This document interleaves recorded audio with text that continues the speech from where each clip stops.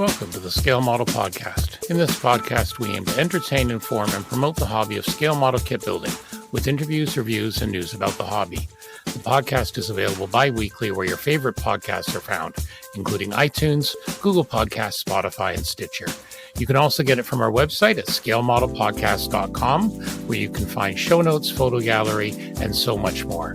You can also subscribe to get notifications on all our updates, new episodes, and video content. Please support the Scale Model Podcast on Patreon. Patreon supporters enjoy early access to content and exclusive contests. Your Patreon support helps us to offset hosting and other costs to bring the podcast to you. Welcome to episode 121 of the Scale Model Podcast, sponsored by Call TV Man, Sean's Custom Model Tools, and Return to Kit Form. I'm your host, Stuart, and I am joined with a full house tonight. I am so blessed. It's like the true summer has arrived, and that voice you heard with the smirk is obviously from the North Shore of Lake Erie, where occasionally he makes an appearance, but his social calendar, at least for our IPMS London Clubs meeting, has prevented it. And apparently will next month as well. Mr. Jeff Highland, how are you? I'm great. Good to see all of you guys. It's always nice to have a full house. I'll tell you. Exactly. And then also from west of Chicagoland, where he has a brand new puppy. We'll talk about that later. Mr. Terry Measley. Good evening, gentlemen. Good evening. Good evening. And then, of course, back from his second world tour, where he was apparently, the rumor was there was wrestling and midgets involved. And we'll just leave it at that. Mr. Anthony Goodman. You can't say midgets, Stuart. Hi, guys. How you doing? Little people. Oh, well, man. Miniature models, figures. Figures. How are you, Mr. Goodman? Yeah, what did you think he meant? What did you think he meant? I mean, I think now we need an apology.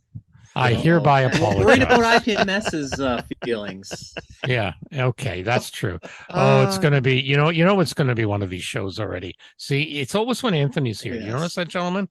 It just I bring a certain zest to the show. Okay. Well, you say bring up or bring down. Bring down or bring up. Yeah, exactly. No, Anthony, great to have you back. Great. So, Anthony's, first of all, we'll just say that things are doing well. Yep, things are good. I've been super busy. We were just talking earlier. I'm hoping I can contribute more to the show. I got a bit more time freed up. I mean, there's time really free. But anyway, I'm hoping to join in a bit more. I should point out your interviews that you did from Wonderfest were wonderful. We really enjoyed those. Yep. You had the intro of you and Terry there. From what we heard at Wonderfest was a fabulous time as always. And it was really good. I know you've already gone through, you had a really decent review. Congratulations. Well, first of all, congratulations on all the awards. I think you said you won more awards for one dude at Wonderfest than anyone else ever. Or something to that effect. It was the one of the guys who was working the contest room said, I think that you won the most awards. So not that there's no special standing for that, but he was just commenting like, wow, I don't think anyone else beat you medal wise. Mm-hmm. I did have a great year. It's been a while since I've been there. So obviously had a few builds ready to go. And I had 9 entries and I medaled for all 9 of them. Wow. 4 golds, which it's a huge, I feel very proud of that. That was very meaningful to me. 4 golds, I think 3 silvers and 2 bronzes. And, but most notably, I did get the best category for anime and the best category for mecha. And so, of course, very humbled by that, very blown away. And very pleased.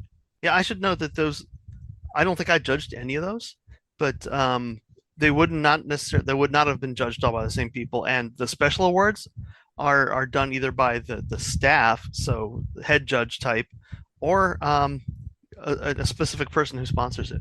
Awesome. They may do that on their own. So they go in there and they look at everything. Of course, they may ask the judges, would show me the golds or something like that. But that's not always the case. It's not always a gold that gets those things. It's something that catches their eye. Right. Yeah. Wow. And in fact, there was a bit of confusion.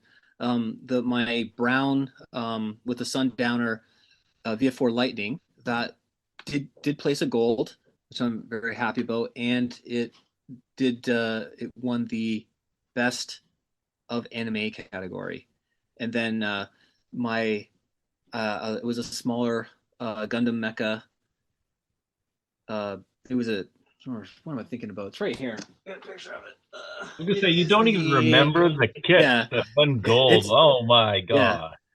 So the other one though was a little GM that I did. It was a kind of my own creation. It was a little bit of it's an in-universe kind of subject, but it's a little GM sniper, and it placed silver, but won the best of mecha category. So that was what Terry was referring to, where it was more than likely the sponsor who just happened to like that. So yeah, again, I'm really flattered. It's a great feeling to actually show up and get placed. Let me tell you some funny stories about Wonderfest. Sure. If I may, I'll give my quick. Let's talk about Wonderfest. I mean, it's such a huge show. You know, I don't think there's any problems giving it a little extra cards, but a great experience. Really met a ton of great people, caught up with a lot of people, tons of really awesome seminars. I got to say, the ones I attended to, and I didn't even realize. I should thank Terry, because Terry actually has a hand in organizing all of those things. Yes. And I didn't realize. I know you were helping out at them, but I didn't realize how in depth you were in terms of actually organizing them. I stepped in to get a few more this year because with Brian being in the hospital at the time. And I thought they were excellent too. I've not always gone to all the demos, but I think this batch was really nice. We talked a little bit about it a month ago. Right. It was great. Next year I want to do the same thing on the finishing side. I want to have most of them focused on finishing. Awesome. Yeah, awesome. Yeah, they were really great. We won't rehash them. I really thoroughly enjoyed them. They're like part of my favorite aspect of the show. And I did catch Lauren Michaels. Right? No, that's not right. Lauren Green. Saturday Night Live. Different Lauren. Not Lauren Green. Michaels. Different Lauren. No, Green. Different Lauren Green. Lauren Green, the ILM chief model maker. I caught a couple of his presentations, and that was pretty fascinating stuff. That was really neat. And there's stuff I missed. There's so much good content. There's things that I missed, and it was a blast. I was an honorary commie for Iron Modeler, and that was fun. Well, we also heard some rumors, Anthony, from the Canadian Embassy. We heard some rumors that you decided to try someone's particular brand of an intoxicating beverage. Not at the oh my goodness, not at the embassy. It wasn't at the embassy, but somewhere else. Somewhere else. We heard rumors from someone. Let me tell you, I was stone cold sober at the embassy because I was having a chat with Ross Waddell about Arduinos and stepper motors, and let me tell you, that's where I'm heading. I was that and 3D printing. But where else were you? Because apparently you tried something, and we had several people saying, we can't believe Anthony did that. I can't believe I got up the next day at 6 o'clock, no problems. We had some great. That was the RI suite or party. The Resident Illuminati unofficial group. I think they have a board. They used to have a board. Maybe it's migrated onto Facebook now, and that's a good crew. They're always doing a lot of like Star Trek, but all kinds of sci-fi topics, and modelers sharing their builds and subjects. Really great talent in there. But we had a great time. It got awesome. Just right plastered on some kind of weird jet fuel. And some kind of weird jet. That's what we heard. It was weird jet fuel. All right. Yeah. So, Anthony, what you are going to do is you're going to send pictures of all 9 of your builds so we can add it to our show notes. I will. All right. Awesome. Okay. We will continue then. So, on the Musaru Cup front, I got an email from Duncan Young over at IPMS Hamilton, and he did post it to their Facebook group. So the Musaru Cups kits have shipped. He's enclosed a picture of the box, and it's going to be probably at most of our doorsteps any day now. On mine, I am the one on deck for us. I'm not allowed to open it until August the 1st. And then a certain co-host you know, who shall remain nameless. You know, the first remark was, "I hope it's a figure bust." That's even worse than the original suggestions. He's saying a 350th ship with photo etch, and then he says the 1700th Yamato. Yamato. I did that on purpose, just so Stuart can pronounce it. At least my buddy James Skiffins came to the rescue, saying I have to do one night too, so be nice. Yeah, so we will see.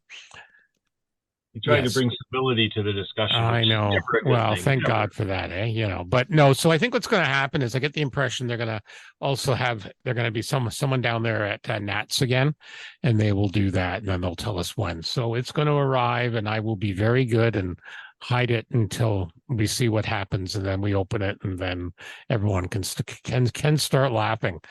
All righty. Okay. So, couple of model show season, ModelCon 5. We had them on a couple of years back.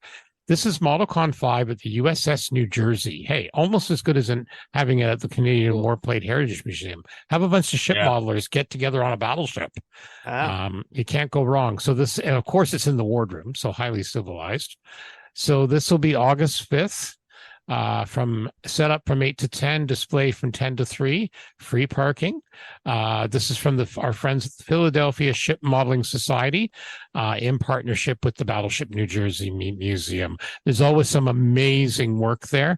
I've enclosed a link which will show you some of the work. The ship guys are just amazing, what they can do in that. So if you're in the area, make sure you check that out. Okay, we also regret to inform everyone that the Mr. Hero, the founder of Model Factory Hero, has passed away. He passed away late last month. It's on their website. So Masio Hero has passed away on Tuesday, June the 20th. He was 63. They are going to, future plans regarding the company, including the appointment of successor, will be made in a separate statement in the future. He was well known for his love and passion for car modeling and sought to find new ways to add creativity to his kits. At Model Factory Hero, we will do our utmost to carry on his passion and philosophies into our design and products without change in the future. Yeah, and if you're a car guy, you know the amazing stuff that this company came out with. So again, we send our condolences to his family. Just 63 is way too young. No kidding. Way too young. Yeah, way too young indeed. So yeah, we send our condolences there. Okay, a couple of shows that did happen. First of all, the modeling news. They've been doing their roving reporters. The first one is from Henan, China. And it's I'm not even going to try and pronounce it. It's the Dimensional Animation Game Carnival Model Contest. I'm sure something got lost in translation there. But again, amazing footage, amazing stuff. JS model, metal framed aircraft, a lot of Chinese manufacturers, just a lot of amazing pictures and subjects, just absolutely filling, and I mean filling the table. I especially like the Edward Bunny Fighter, the MiG-21. That's kind of cute. Just again, some amazing stuff. Oh, look, Jeff, there's a Valkyrie there. I'll give you some info. Yes. I know. I saw. That's beautiful stuff. Yeah, so a lot of nice looking aircraft, a lot of nice looking everything. Some Valkyries, some other very cool stuff. Good modeling porn, shall we say, prawn, as we say. Armor, prawn? Figures, prawn. Like that's the seafood. No, PRON. That's the polite way to say it, right? So your message doesn't get sent to spam. That's the way they used to do it. Yeah, I know. Prawn's good. Anyway, check that photo gallery out. Just some amazing work there. I especially like some of the British aircraft carrier was good looking. I'm not sure that was Ark Royal, but just absolutely gorgeous stuff. And then they were over at the New South Wales Model Show, and I believe our friends at On the Bench were here as well. They have some very cool stuff there. Lots of traders, 300 entrants in the modeling competition, SMS paints. Oh, I see a Zeppelin, some Gundams. Oh, look, Star Blazers, Yamamoto. 1/1000th, the Blues Brothers Mobile. Lots Yeah. of goodies there. And again, I love even if you can't make the show, it's always great to check out the photo galleries because lots of inspiration. And they took an absolutely huge number of portraits. So definitely worth checking out there. That's always a very good show. I know I hear our Australian friends talk about it quite highly. All right. And then who's this guy? Oh yeah, Goodman. Oh, he's got a new site. You have a new site, Anthony. Yes. Yeah. Well, I mean, it's been around certainly when I was selling the sanding blocks, but Yeah. that's obviously now at Sean's Customs. Mhm. But I had always intended to remake the site as more of a build site, build Yep. gallery. So I finally got it into some kind of passable shape. It does work. You can go and see some galleries there. Yeah, I see that. I'm going Looks to good. continue to add things to it. I have more galleries to go up and some other things of note. But yeah, please take a look. And yeah, I'm going to develop it and maybe try and make it interactive some way so I can chit chat to people or they Cool. can leave a comment or something. But Very cool. yeah, I'm happy Very if cool. you look at my stuff and hope you enjoy it. Check that out. Great. All righty. So, not much in the mailbag this week. Moving on, we're just going to say, I'm just going to remind people we do have Patreon and we now started Buy Me a Coffee. So some of the other podcasts use that too. Buy Me a Coffee is great because if let's say you can't afford for one reason or another to commit to a monthly thing, well, with Buy Me a Coffee, if you find something useful or something particularly funny, you can do a one-time support. It's like buying a coffee to the website. So Awesome. Yep, the link's there on the on the web page. Make sure you check it out. If not, you can go to buymeacoffee.com /scale model pod.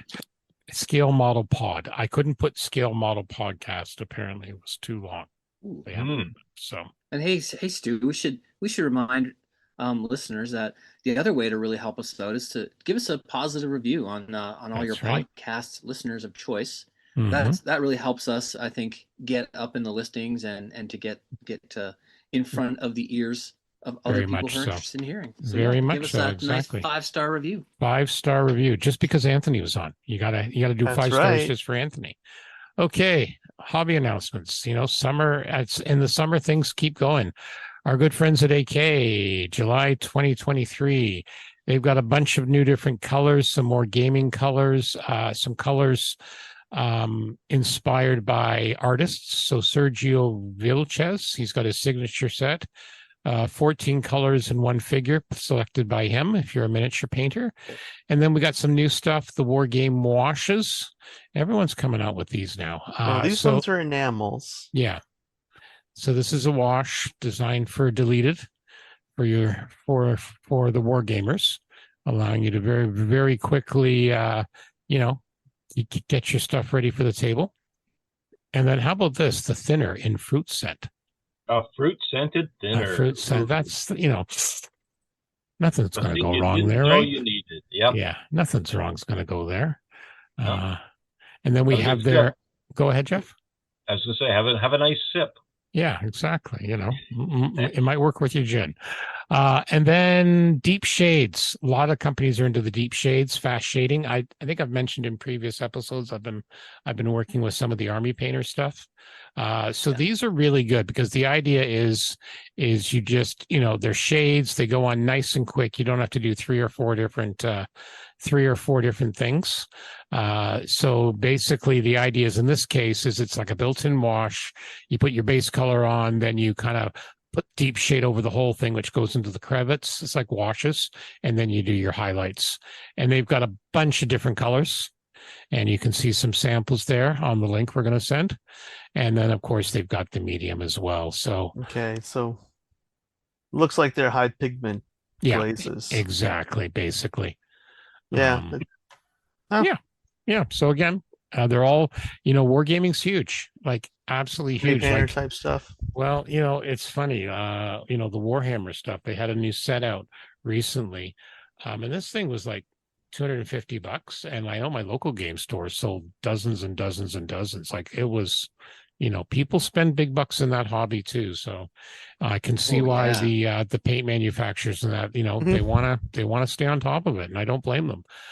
Okay, moving on. DBMK, they had some news. So again, they're out of some of the designers are out of the Ukraine in that. But again, a couple of new announcements. This goes to their Facebook page because, and DBMK, if you're listening, update your website, please. They're having a 48 scale Tiger. Grumman, the old Grumman Tiger, and potentially 72nd, and then the Sea Fury. They announced this last year, the 32nd scale Sea Fury. So they've got some Navy schemes, or 3 schemes, including a Canadian one and a Czech one. Nice. And then 5 days ago, they did a really quick update. So they basically said the Sea Hornet's going to be the first kit released now in Q1 24. Test shots will be ready for Telford. They're going to be downscaling the Scimitar to 172nd scale, and that will be released immediately after the 48th kit. And then they did talk about the design work on the next subject, single engine Navy fighter in 148th. So yeah, and like I said, they did indicate, looks like today, no, a couple days ago, they're just saying, yeah, like their designers are in the Ukraine. They're talking about, how long things take. They're saying the Scimitar is about 12 months behind. It's also thrown the orders release, and they say it takes about 2 years to go from product initiation to having a product waiting for sale. So again, folks, you got to be patient. That's right.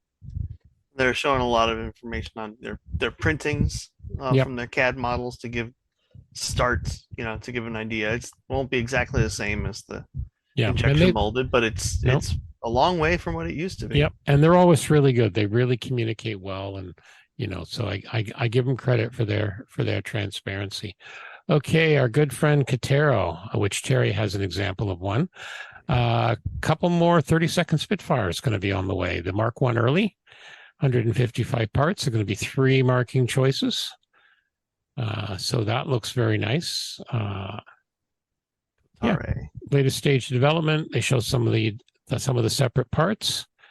And then of course they have the 1A and the Brian Lane edition. Mm-hmm. And then of course we have a Mark 5A coming down the line, which is a very nice looking aircraft. Again, some of the additional things there. So again, as promised, they're going to do all sorts of different ones. It's going to be awesome. Yeah, and I know if we want to see anything else from them in 32nd scale, like a Hurricane, we got to buy the Spitfire. You got to buy the Spitfire. Exactly. You got to buy the Spitfire. I don't think that's going to be too hard. No, I don't think so. For people, I will mention the pre-orders on these are a discount. They're a substantial discount. Yeah. So do it. And you know what? We Terry brought his Spitfire to Underfest, the box, and we got to fondle the plastic, and I was very impressed. Definitely from the minds behind Wing Not Wing. So it's really good, really good to see. All well and good, but you skipped over the Magic Factory new items bit, which is the killer robot dogs. I know, but I had to get to the Spitfire. You're right. Oh, no, right. We gotta go. All right. Magic Factory. Magic Factory. A couple of new things there. They're always doing weird stuff, as they basically say. You just when you think you don't need it, we never thought we needed. So we've got a UAV and a robot armed dog. This is what's going to kill us all.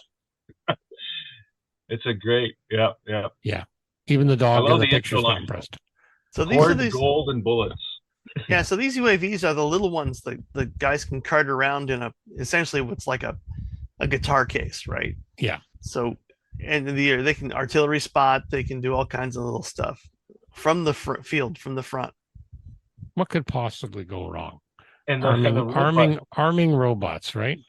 The robot dog has a gun called the Spur, or Special Purpose Unmanned Rifle. God. With a 30 times optical zoom, thermal camera for targeting in the dark, and effective range of 1,200 meters. We're so screwed. We're so screwed. We are so screwed. Yep, exactly. Because it doesn't help that I'm a cat person. They'll come after us first. So they might let Terry live. Well, they couldn't come up with a robotic cat because it just wouldn't give a shit. Or, it wouldn't care. Well, no, that would be even more lethal. To its handlers. Yeah. Exactly. To its handlers. Yeah.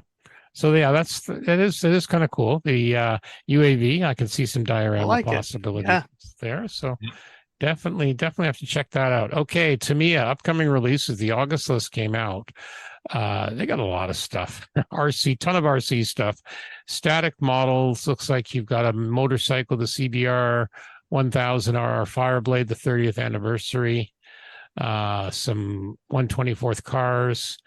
They're going to do one of those 2-in-1 kits. So the 48 scale Spitfire Mark One and the light utility car in a set, as well as the Lucian IL2 and Sturmovik and the Gaz 67.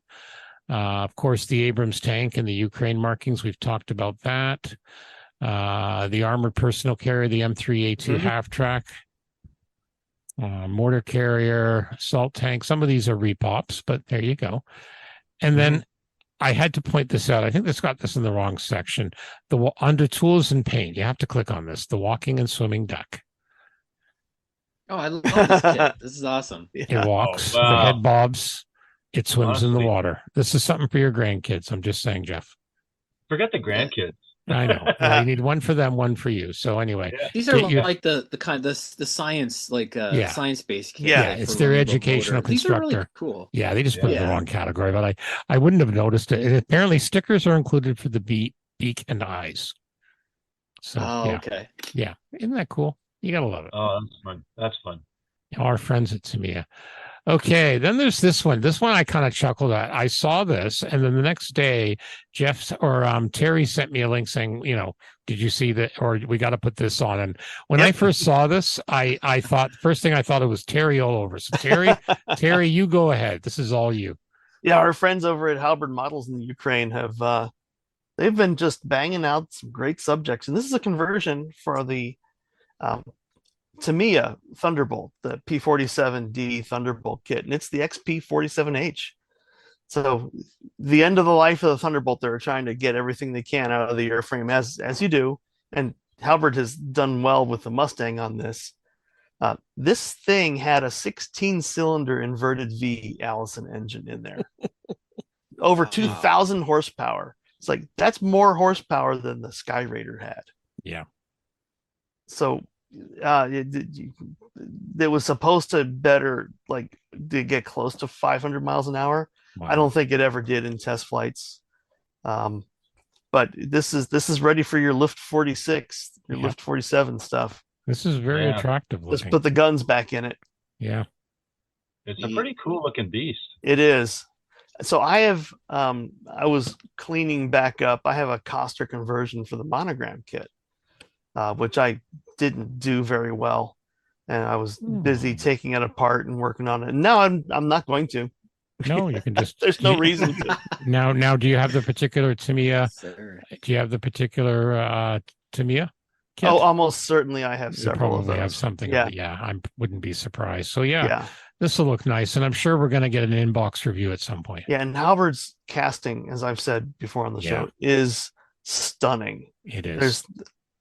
They are the best resin castings I've ever seen, mastering Wow. and casting. I mean, really, I guess I should have brought them with me to a Wonderfest to show you, Anthony. But think of the best, Blackbeard stuff. This is better.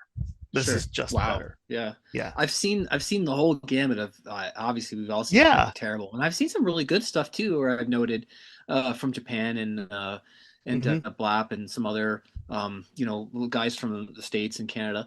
But yeah, that's obviously your stuff, so that'd be something I'd like to check out for sure. Very cool. All right, moving on. We've got. I know at the build night we talked about this last week. I know you weren't there. Were you there, Jeff? Did we talk about? Were you there for No, this? No. I Okay. wasn't there. Yeah. So this is Brengun. They've released the powered or unpowered glider version of the Aerodo E377 guided bomb, and the Misto configuration, which basically had an HE162 on top and the E377 below in 1:144 scale. Again, kind of a cool idea, showing the desperation. Just nice looking kit. The 162 is always a neat looking plane. Yeah, it's interesting. The 162 that there are reconstructions built in flying, and they say they fly very well. Yeah. Very well. It was called the People's Fighter. It was supposed to be very limited, very minimal skill set of the pilots, but apparently, yeah, as you say, I guess planes are cheaper than pilots, or I guess pilots are cheap. I don't know at that point in the war. Yeah, exactly. So That's not we the were salamander, is it? Yeah, the It's the salamander. salamander. Yeah. Okay. Yep. Yep. Very. Or was that the nickname or whatever? That was the nickname for it. Yeah. So that was kind of cool. Okay. Speaking of dioramas, Thunder Models Clark Tor 6 details in CAD. This is a 32nd scale tug that was used by the Air Force during the war, U.S. Air Force.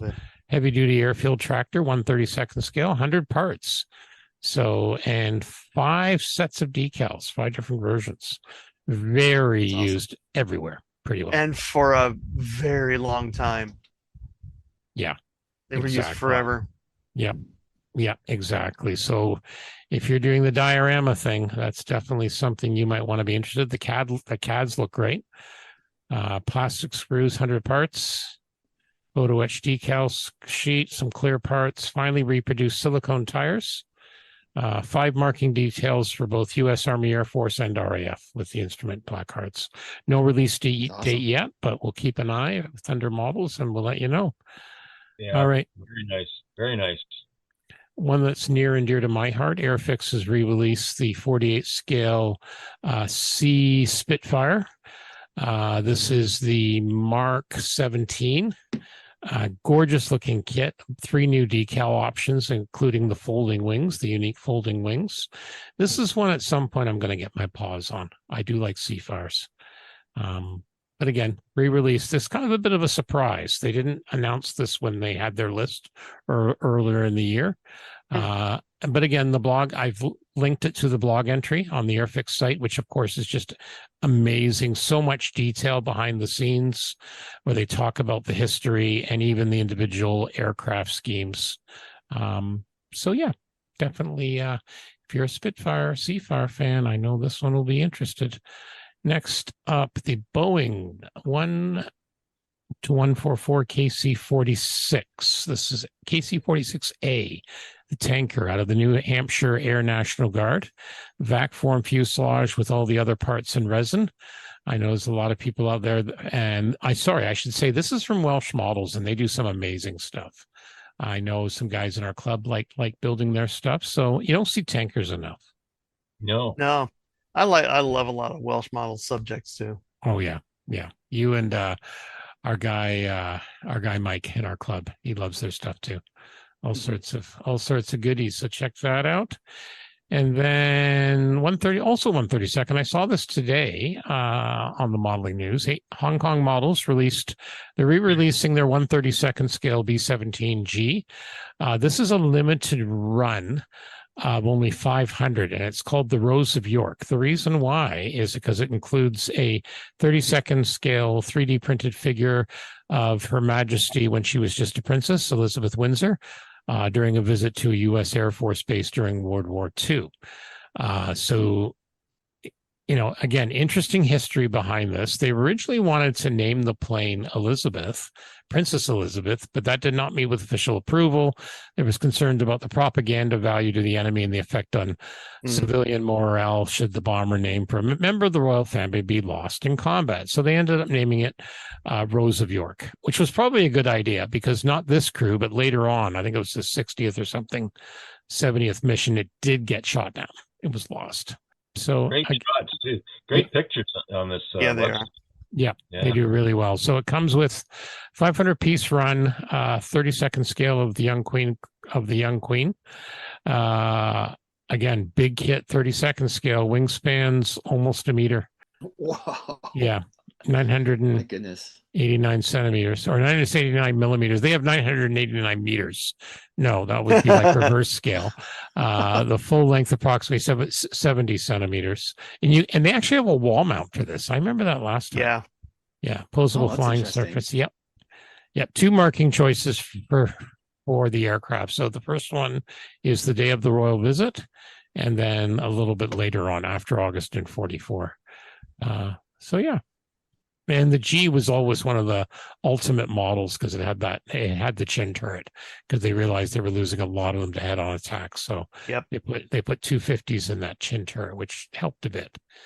So that's from Hong Kong models. Okay, then our good friends at Special Hobbies, all sorts of good things.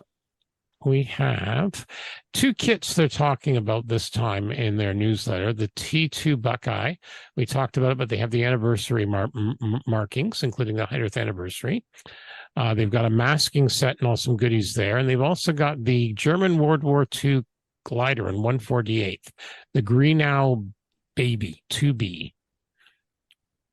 And then, of course, we can't forget the Africa Corps soldier prodding the unwilling camel in 148th and 172nd. And they also have a sow with piglets in 172nd. Because, for those of you missing that, you needed that for your diorama. There you go. And also a few other things in 135th, etc. World War II aircraft maintenance toolbox in 72nd scale. So, yeah, all sorts of cool things. That's interesting. Our good I like that. I like that prodding on the unwilling camel one. Yeah. Myself. I hope he doesn't get too close. Camels can bite. Oh yeah. That camel definitely looks pissed off. Yeah. Well, wouldn't you be? I would be. Supporting the Nazi side? Like, what's with that? Oh, that's right. Yeah. Exactly. They ain't no Nazi camels. Okay. What's new at ScaleMates? Clicking on it, showing the full kits and new tools. Ooh, this just showed up. Alfa Romeo C41 from Synapse model in 112 scale. This is for July 10th, because we are recording this on the 10th. So this won't be out till the weekend. And Monaco Grand Prix from 1992, Andreas Moda S921. Couple of trucks. Oh yeah, this is the RC truck we talked about last time, the Tamiya, the 114. Yeah, the big one. Oh yeah, the Scania. Yeah. And what's this? Bandai Spirits, cool. Premium Bandai, high grade Mashu Hero, 2023. Look at this, a full Quidditch pitch. I know. I knew. Yeah, isn't that great? And Buckbeak, and Buckbeak. Yeah, I love those. That's insane. Yeah, and then we have a Kirby kite. Yeah, it's a glider. Yeah. What's this Williams amphibious vehicle? Look at this thing. That's crazy. Huh. Was that one of those specials that they were trying to work on? Nothing in the war. This must have been something completely. Let me Google it, because I've never heard of this. Tank and Slate. Yeah, it was designed during World War II, but I don't think it made it to. It was a U.S. prototype. Well, there was that whole series of they were called the funnies, or something. Yep, they used Shermans, and they, some of them worked and some of them didn't, right? Yeah, Sherman tanks that swam. Mine clearing, Churchill tanks with flamethrowers. It was all stuff designed to get them on the beach and clear the trap. Yeah, right? Yeah. So he did a patent, but Colonel Allison Ridley Williams did it. So yeah, there's an interesting link if you search big spherical wheels. Yeah, metal wheels. Were they supposed to be like inflated? I guess. Yeah. And well, not inflated. There, I think they were metal, so they were hollow. Metal. They were just air inside them. Mm-hmm. So the thing was buoyant, and it could just claw its way across the water. Yeah. July 6th, we've got all 3 subjects we talk about: the dogs and a U.S. light tank, Astron X weapon. What else do we have here? M52 radio-controlled unmanned rocket, Gannett scale models. Looks like a 3D print. Miles M52. I know someone who. I'm all over that. That's a lot like the Leduc 21. Yeah. Mike would be all over that. Yeah. Our good friend Mike Hill. Oh yeah, I should have put this on the main page. Rodin's come out with this awesome looking bus, the Opel Blitz bus, the Ludwig Aero. That is a weird looking bus. Isn't that weird? It's got a couple of schemes. Yep. Isn't that wild? Isn't that nice looking? Love it. And again, with that great round thing in the middle, it's just screaming for a jet engine intake. It almost looks like something from I don't know, diesel punk or something. Yeah, steampunk or whatever. Yeah, exactly. Well, I had the 30s. They were going after all of those streamlined aircraft inspired designs. Yeah. I'm looking at the July 3rd list. Look at that rhinoceros beetle. Holy mackerel. Oh yeah. This is another one we talked about last week at the build night. It's and it's a gorgeous looking kit.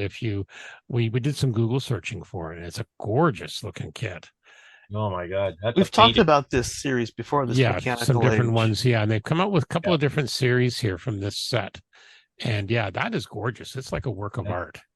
That looks like it would be a lot of fun too. Yep. What else here? Bandai Spirits 1-144. The ARZ-124 Aqua Hambrini Titans. Anthony, do you have any idea what the heck this is? It looks like he's ready to kick ass and eat bubblegum, and he's all out of bubblegum. AOZ reboot? Yeah. Oh, we lost Anthony for a second. What's AOZ? I'm not sure what AOZ is. I'm not sure. Anthony's so stunned by that he fell over, I think. Anthony says he has to step away for a sec. Oh, okay. There you go. Vespa. So we'll assume that's a pee break. Yeah. We got the Vespa. Little Vespa 124th. Piaggio Bravo. Yep. Oh, here's a neat one. June 30th.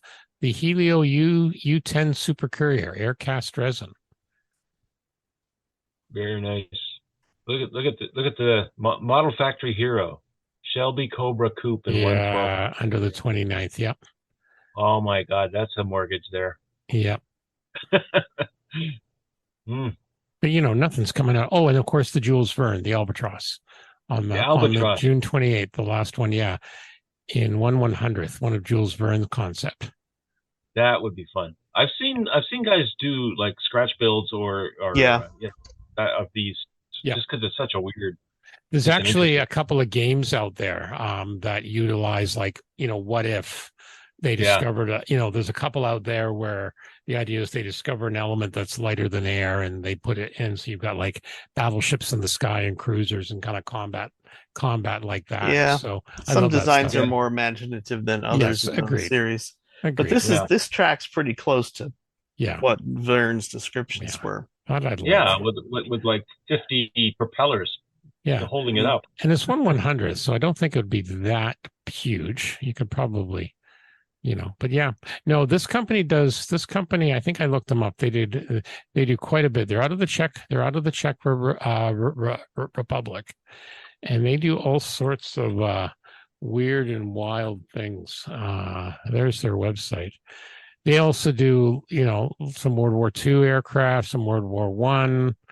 They do all sorts of things, like just trains, all sorts of wild things. You gotta love it. And I think we're now back to where we were at the last show. Yeah, exactly. I see the mutant's girlfriend. That's always my marker. That's your marker, the mutant's girlfriend. Okay. Yeah. Well, what we'll do is we'll have a brief break and we'll talk about someone who's definitely not a mutant. That's Steve from Cult TV Man with all the exciting things he's been up to since Wonderfest. Here we go. Let's catch up a little bit with what's happening at Cult TV Man and culttvmanshop.com. Steve had a posting from Wonderfest about round 2, had a ton of news. We've covered a little bit about this, but these are his comments. They're going to have a new 1/350th scale Kronos 1 kit. This is the updated, partially retooled version of the Katinga to show the ship as it was featured in Star Trek VI. The model will come with metallic gold decals to detail out the kit. There's an upgraded light kit that can be used on both the Kronos 1 and Katinga. And Round 2 is also releasing an extensive photo etch set produced by our friends at Paragraphics. That looks like a good-looking kit that's going to be. You can pre-order those now. Also, for lower deck fans, there will be a USS Cerritos model kit. No release date or price, but they did have a mock-up at the show. And then they also announced, Round 2 said they were going to update the Enterprise from Star Trek Discovery to the Enterprise seen in Strange New Worlds. Basically, a new primary hull with new windows details around the rim, as well as extra panel detail around the bridge and upgraded bridge. There will be more details on the warp nacelles as well. So lots of exciting stuff there. Other new products, just announced and released. They did get the Nautilus from Pegasus Hobby, and this is the Jules Burns version. Looks a bit like what you see in the Disney movie 20,000 Leagues Under the Sea. That's available. The base includes a giant squid the Nautilus is fighting. That's available right now for $70 from Pegasus Hobby. The Jurassic Park T-Rex and Malcolm diorama from 1/35th scale from X Plus is now available, and on back ordered the Slee Stack from the drive-in scenes 1/13th scale from Escape Hatch. They got a lot of stuff here. They now have on back order, but they are going to get those in eventually, including the Wolf Woman, Countess Dracula, the Devil Witch, the Wasp Woman, and a few other things. Also, a lot of other busts being released from Blackheart, Hammer's Werewolf, the Micromania bust, Hammer Frankenstein from Blackheart, the Hammer Mummy. These are all $36.99. Good deal. Looks good there. They then got a Leia 1/6 bust for $64.99 from Star Wars. All sorts of good things in those sort of category. So definitely a lot, as always, from our friends at Cult TV Man. And don't forget to tell them the Scale Model Podcast sent you. Okay, and we're back. Anthony's not back yet, but that's all right. We can continue. Or shall we wait, gentlemen? Well, you know what? Let's take a quick break, and we will wait for him to return, because I want to get another drink. I'm about to hack it off. All right. I'm just going to tell him. Well, we could do is switch over to the mini topic. Well, we'll have Anthony in for that. He'll be hopefully back soon. That's true. That's true. Yeah, he didn't say what he was gone for. So, speak, and he shows up. There you go. As soon as I say take a break, he comes back. That's all right. Oh, yeah. Sorry, somebody's at the door. I figured you guys could. Yeah, we did. You've got all the to-dos again, by the way. Yeah. All right. Pardon? You've got all the to-dos. You don't know what they are yet, but you've got them all. Oh.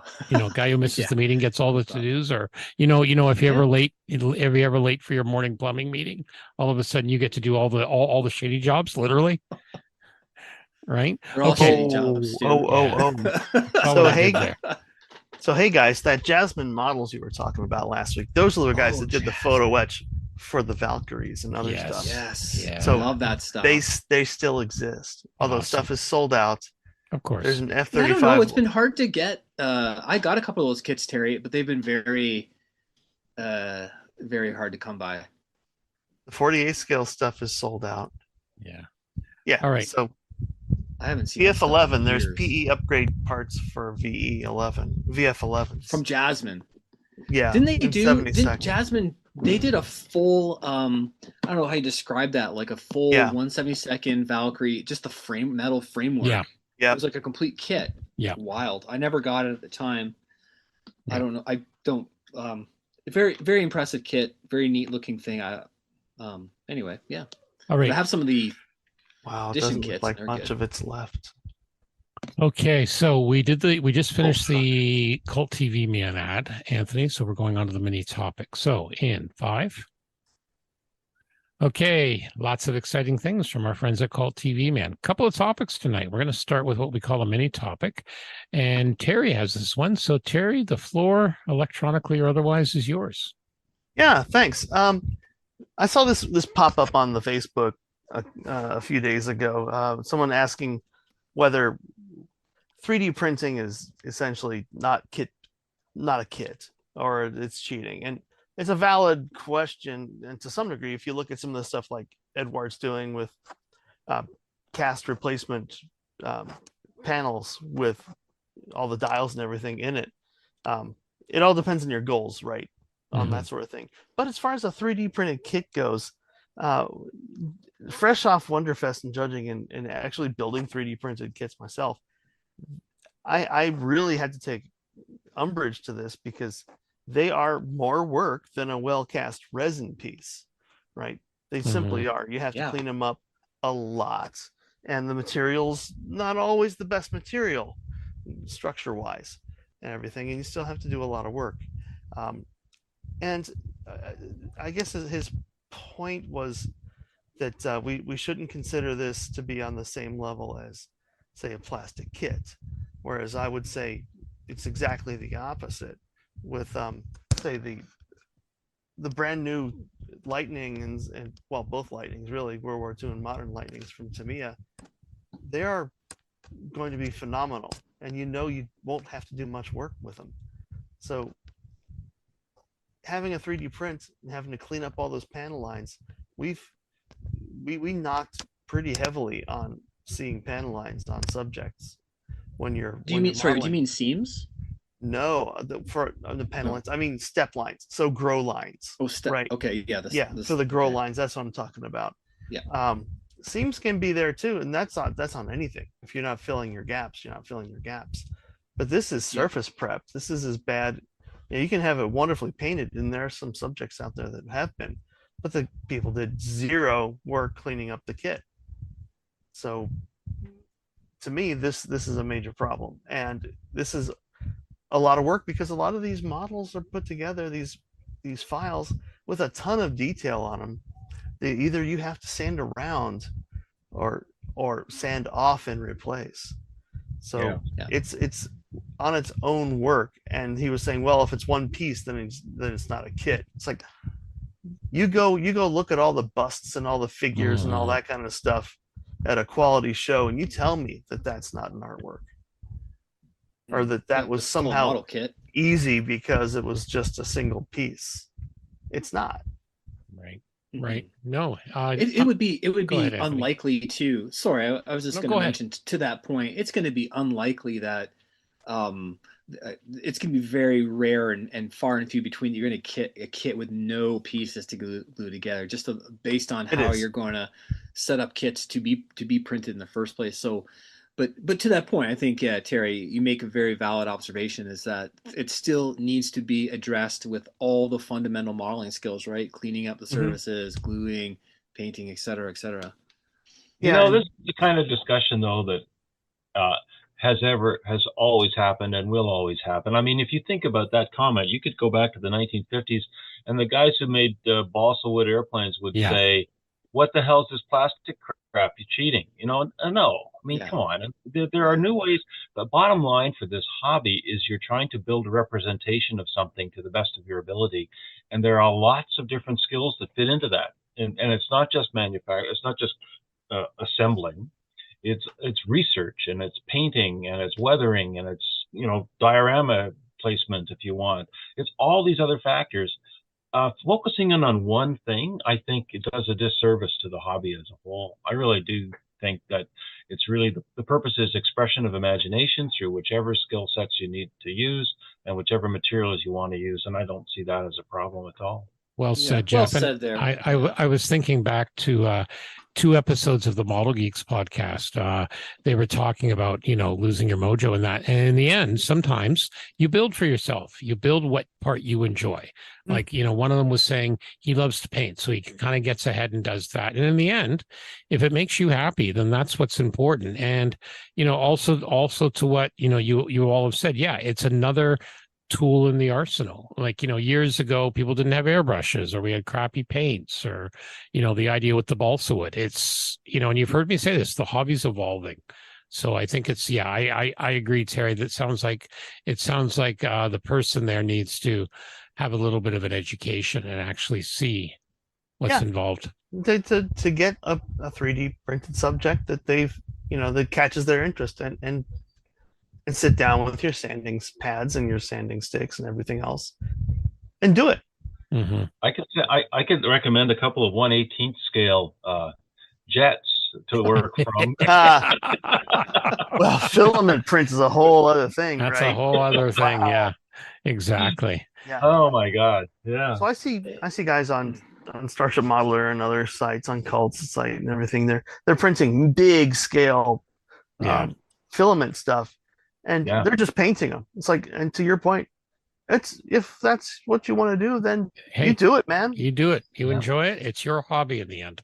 That's why you'll drive yourself insane trying to fill all that. And you know what? For the folks who love to compete, if that's what they enjoy, great. For other of us out there, we just like building something, slapping it together. Sometimes, it's whatever works for you. Mhm.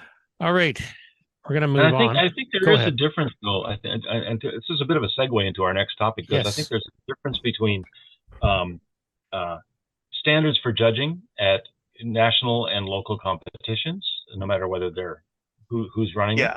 it, and building for yourself and enjoying it for yourself. And no matter what medium you're working with, if you're going to try to go for a competition win, then you better finish it properly. You better sand it. You better work with all the build lines and all that kind of stuff. And I think if you do that, then at the end of the day, it can be judged equally against a fully plastic kit, Yep. or mixed media kit, or whatever. Yeah. Exactly. Absolutely. Here. Okay, I see Mr. Goodman's added something here. Yeah, and this is going to tie in with the interview for Scale Insider for this episode. So we are going to have an interview coming up with Rob Booth, the secretary of the IPMS USA. And I know, Stuart, on an earlier podcast, you did an interview with Dave Lockhart, president, surrounding the uproar of his strange comments that obviously rubbed people a lot the wrong way, myself included. And and we were all discussing earlier a little bit about this because you guys haven't heard the interview yet. So no. Oh, it's long. It's a long. It's a long interview, and you've been editing it. Well, but frankly, that gives us total freedom to comment on its content without knowing anything about it. Yeah. Well, now so let me just warm everybody up here. The premise of the interview is that being a primarily sci-fi guy, I'm sure Terry can speak to this, and I think we do represent a lot of model builders out there who just grew up with Star Wars, or that was our, seeing Japanese animes as kind of those cementing ideas in our heads of the stuff that we wanted to build, rather than seeing the planes that flew in and out of the local Air Force base, or whatever that thing that kind of, my dad raced cars, so now I'm into building stock cars. So that's kind of how we came up. And, we've all talked about that before. And seeing that article from the president, I think obviously rubbed a lot of people who were actually members of IPMS, the wrong way. And I found myself reading the apology and saying, "Oh, come on, guys! Like, this is brutal, calling us non-traditional and we're newer." And I thought, nah, you know what? It's not new. It's not non-traditional. It's steeped in history and tradition, especially if you're talking about models based on films, classic films, Star Wars, Star Trek, for example, going way back, Gundam, 40 years old. It was more of a, you know what, IPMS, you're ignorant. You're unaware of what's happening outside your own sphere. It's annoying that we've been left out and sort of rejected in a way, or kind of been judged as not being real models or not worthy subjects. And a lot of things have sprung from that. Wonderfest, for example, I think is a show that was born out of that. We're tired of this. We're making our own show. And half the shows I go to in a year cycle are not IPMS shows, probably more. So I was sort of wondering, okay, listen, what are you guys going for? You're obviously trying to reach out. You're trying to, I think it's fair to say that it's a dwindling organization and they're trying to reach out. Is it too little, too late? I thought, all right, I'm going to talk to this guy, Rob Booth, and I'm going to give him a chance to, hey, get your message out there. I'm not going to throw you as many softballs as Stuart throws, but he was like, he was such a nice guy. I was pretty soft. Well, but, anyway, the way there was enough people on the socials doing the hardball. Yeah, we don't need to stuff, roast. Yeah. We don't need to roast goal. anybody alive. Yeah. So anyway, so this is kind of what I was getting at. I was like, so why do I want to join? It's still unclear to me. Why would I want to join IPMS National? I have never joined yet. I've obviously been a part of the local, and there's a lot of value in a local club, and I've been on and off and in and out as time permits and what as things go along. But I've loved being part of the club, and I did sit on the exec I did a 2-year term. There's value into all that stuff. I love going to shows, and I wouldn't not go to IPMS Nationals, but I would definitely choose Wonderfest over that one if I could only justify one big, long, model-filled weekend, right? Why does that happen? Just because that's where I can go to kind of be with my people and people recognize what I'm talking about. And I don't get that like,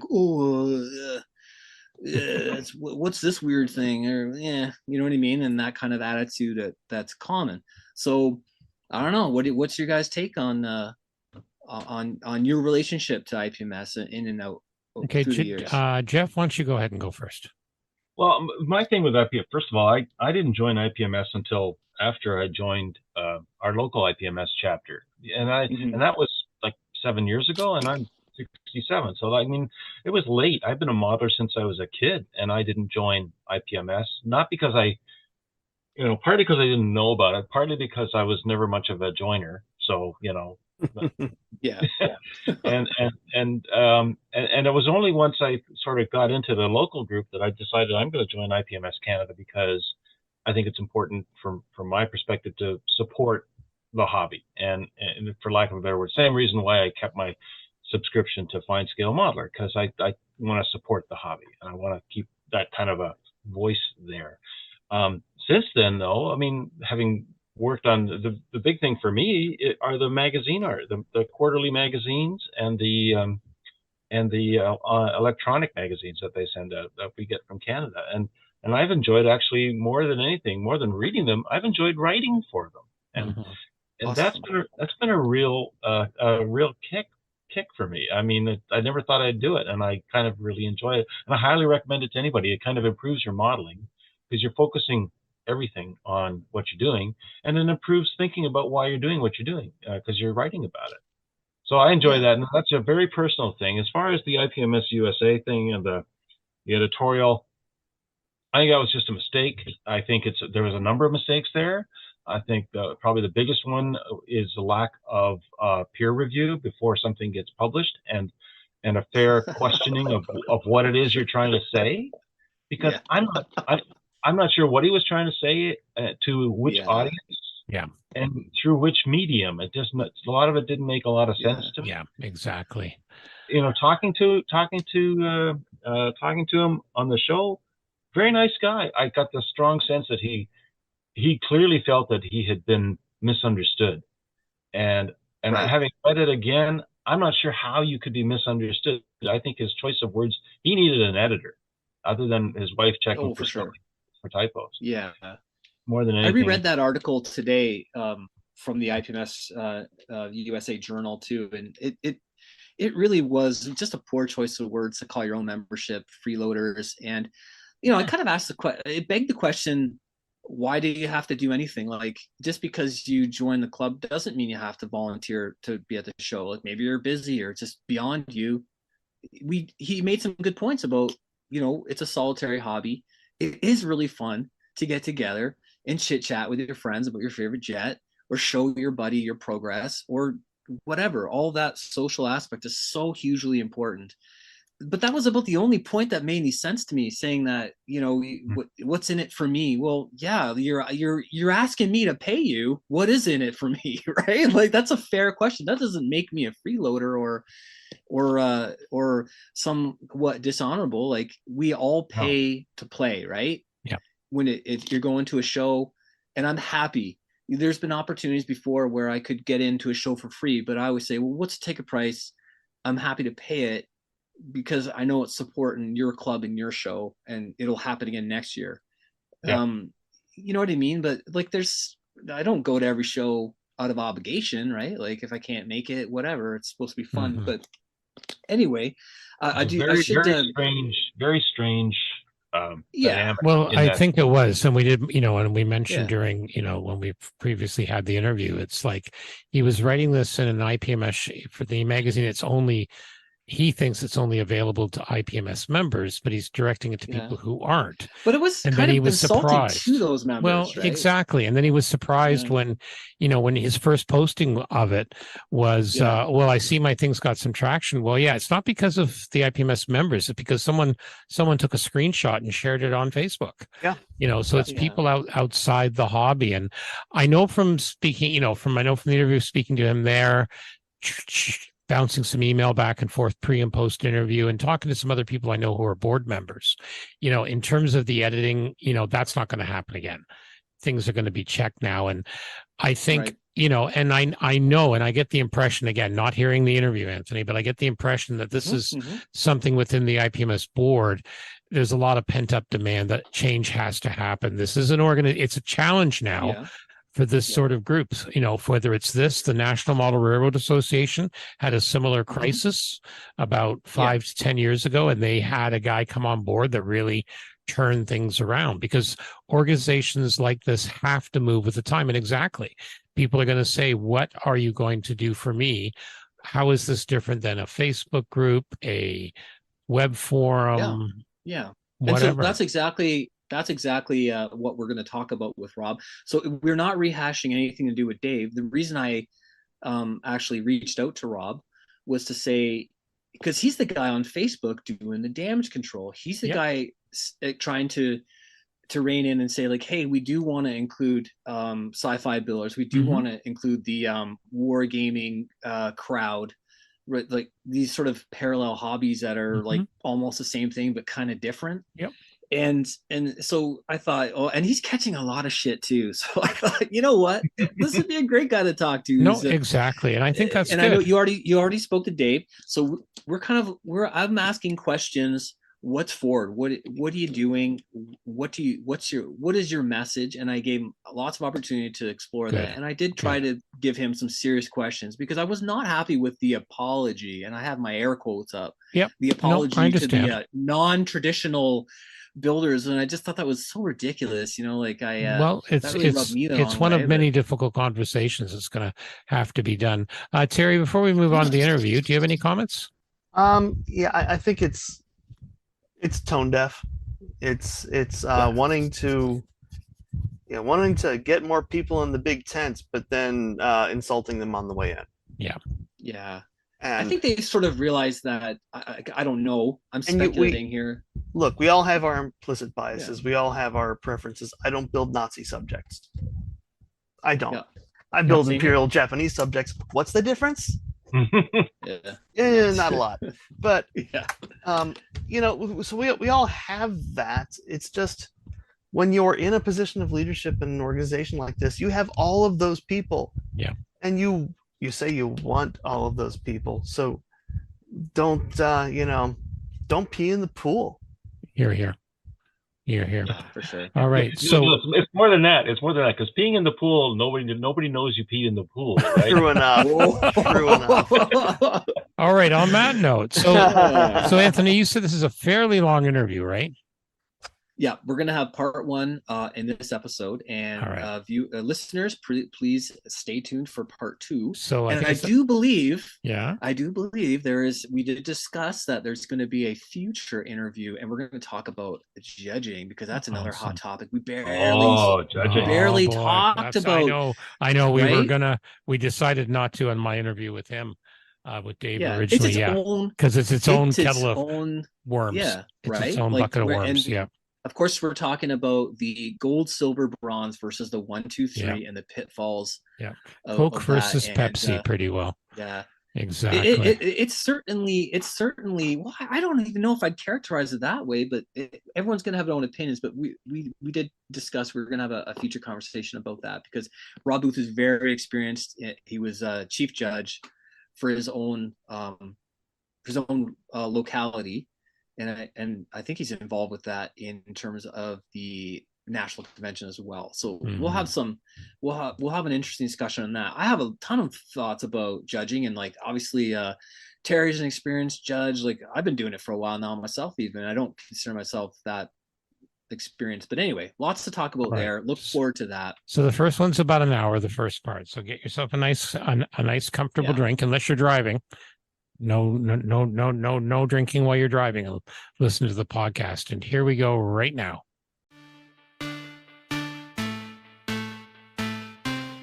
Welcome to SMP's Model Insider with your humble host, Anthony Goodman. Let's dive behind the scenes with special guests from all aspects of the scale model world. Let's find out what's going on. Welcome, welcome, welcome, SMP listeners. It's Anthony, your host. I'm back. I had to dust off my microphone. I got a special guest here. It's quite timely. There's a whole bunch of stuff been going on. You've heard about it, and I felt compelled to discuss all this stuff. And I have with me an excellent guest, the one and only Rob Booth, Secretary of IPMS USA. And we're going to talk a little bit about what's been going on. And welcome to the show, Rob. How are you doing? Well, howdy, and thanks for having me. Busy time right now. Yeah. We're trying to get ready for Yeah. the Nats. I'm on the Yep. Nats 2023 team. I Oh, handled the decals and the awards and cool. merchandise, and then kind of whatever else Lynn needs me to do. So been Excellent. pretty busy with that, getting all the awards together. We Right on. figured out today we lack about 10 categories of being completely sold out, which will be Wow. I think we'll get there. That'll be a Cool. huge milestone. I don't think that's ever been done before. Yeah, excellent. That's wonderful. And I'm sure that you are just been crazy busy. So Yep.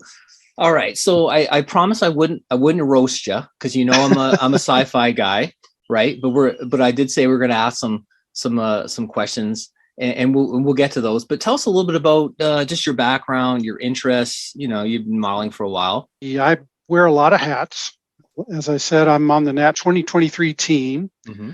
I just retired as the chief judge for the Alamo Squadron San Antonio chapter Model Fiesta. Finally passing the torch on that. We're doing a lot of kind of experimental stuff with that contest, judging procedures and criteria, that sort of thing. Right. So I stepped away from that to let the other guys handle the paperwork, and I'm going to try to focus a little bit more on how we actually judge stuff. Interesting. Anyway, we can talk more about that in a minute. Yeah. I live in Kerrville, Texas, which is in the hill country. We're about little over 2 hours drive west of Austin and about an hour and 15 minutes northwest of San Antonio. I moved up here in 2002 or 3, I believe. Mm-hmm. Was in San Antonio before that. My background, business-wise, I'm retired now. I was a construction project manager and estimator for general contractors throughout my career, which I guess kind of led to I started modeling when I was a kid. My dad was in the Air Force. And when he got sent to Vietnam as a Jolly Green pilot out of Da Nang in 67, 68, he flew rescue missions, picking up unfortunate fighter pilots in North Vietnam and bringing them back home. And I started building models because I missed him, and having airplanes to play with, kind of kept me in tune with all of that.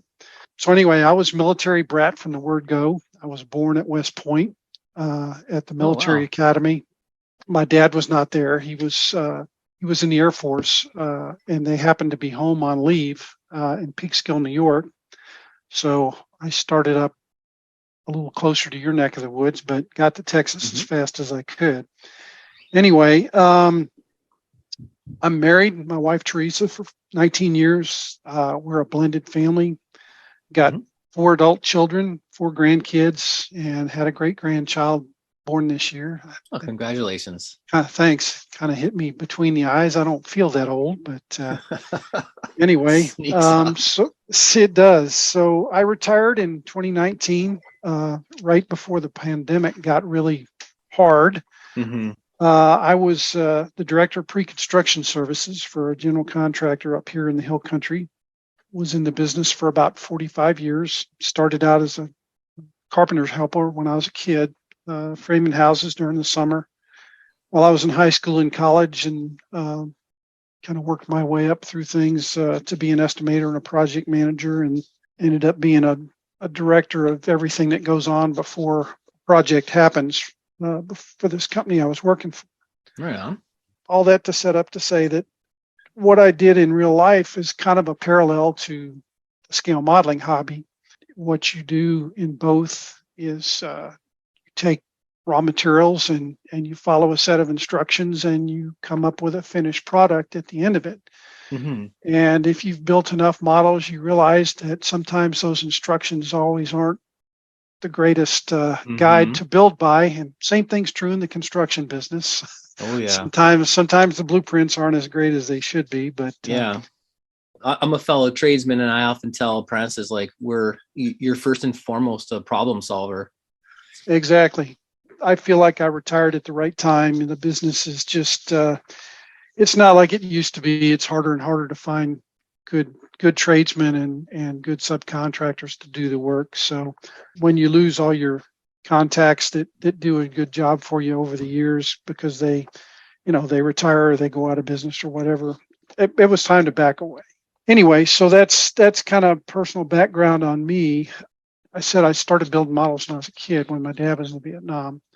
Of course, you get in high school and it's not necessarily all that cool anymore. So you move on to girls, cars, and rock and roll, as they say. And I didn't build anything while I was in college or in high school. But after I got married and I had my son, we were trying to figure out how to decorate a little boy's room. So I got the idea that I would go out and buy some 72 scale airplane kits and I would build a mobile out of them with coat hangers and fish line and that kind of stuff. So that kind of got me back into it, and I've been going pretty strong ever since. And sort of got serious. Everybody has that Canon moment, as they've been talking about on the posse. I started back in heavily in the mid 90s to late 90s when I joined the club in San Antonio. Some of the original guys in that club brought me in, and man, within 2 years they had already suckered me into being the chief judge for the contest. And I had only been judging for a couple of years, but the punishment. Well, yeah, like I said, no good deed goes unpunished. Yeah, but, it's rewarding, but it's also a huge pain in the ass, right? It is, and it's both.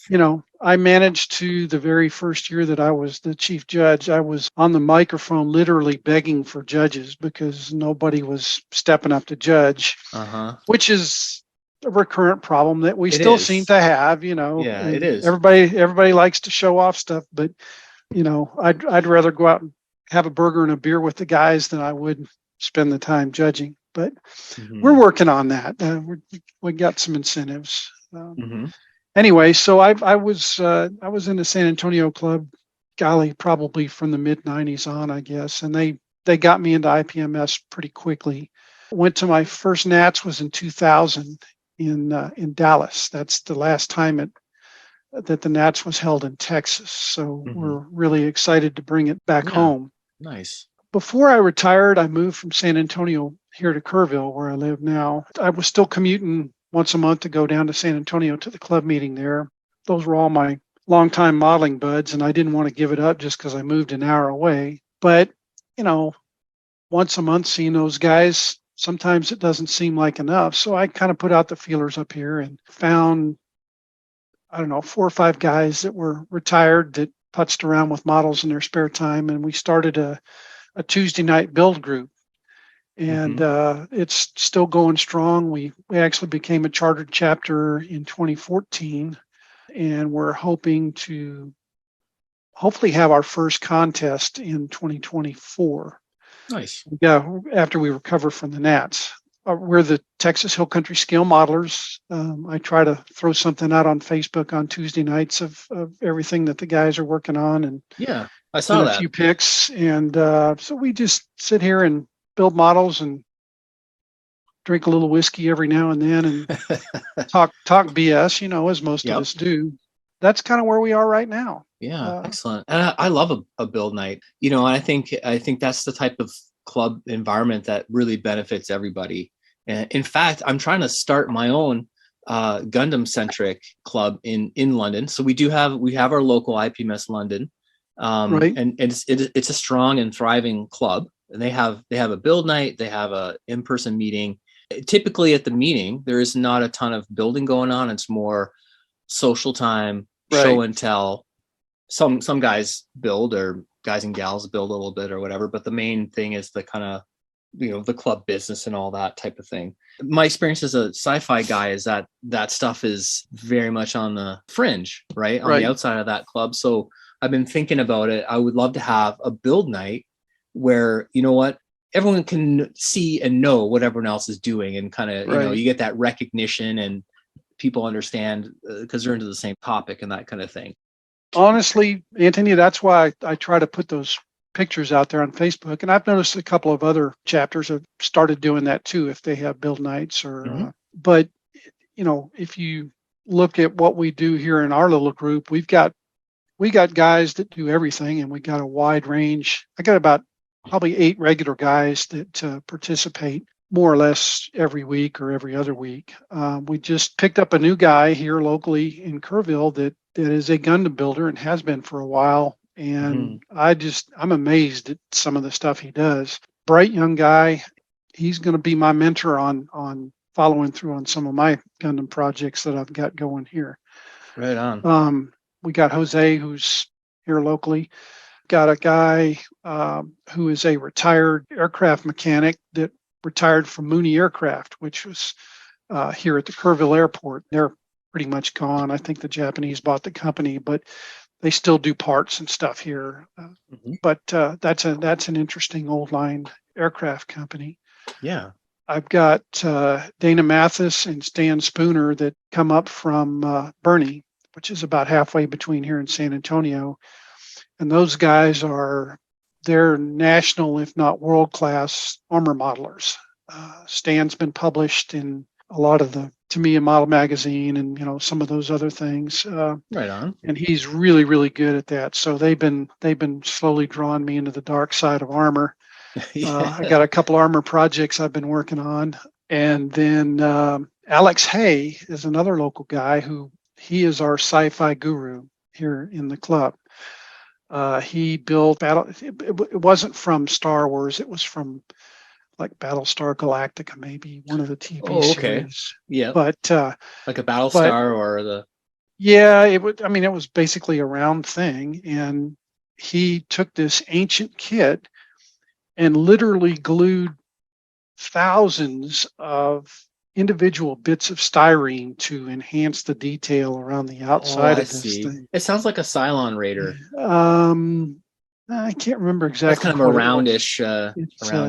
Maybe so. We all went to the Austin Model Club show here, and this has been probably 10 years ago, I guess. He put that on the table, and it was definitely got everybody's attention. And I was the chief aircraft. I was the head aircraft judge that year.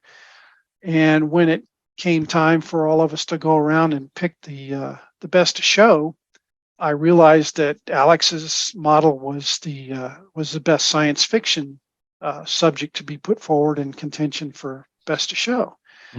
And the guy that was the head science fiction judge, we of course you go around and you describe each model as the head judge for that category or that class, and you describe the merits of it and all that. But when we got to that one, it struck me that that's Alex's model.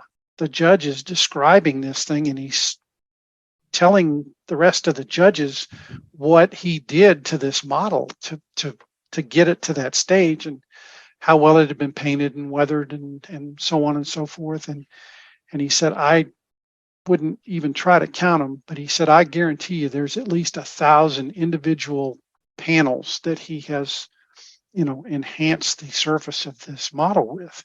It came down to we ended up with a tiebreaker between that model and the figure model that was up, and his model ended up winning best of show.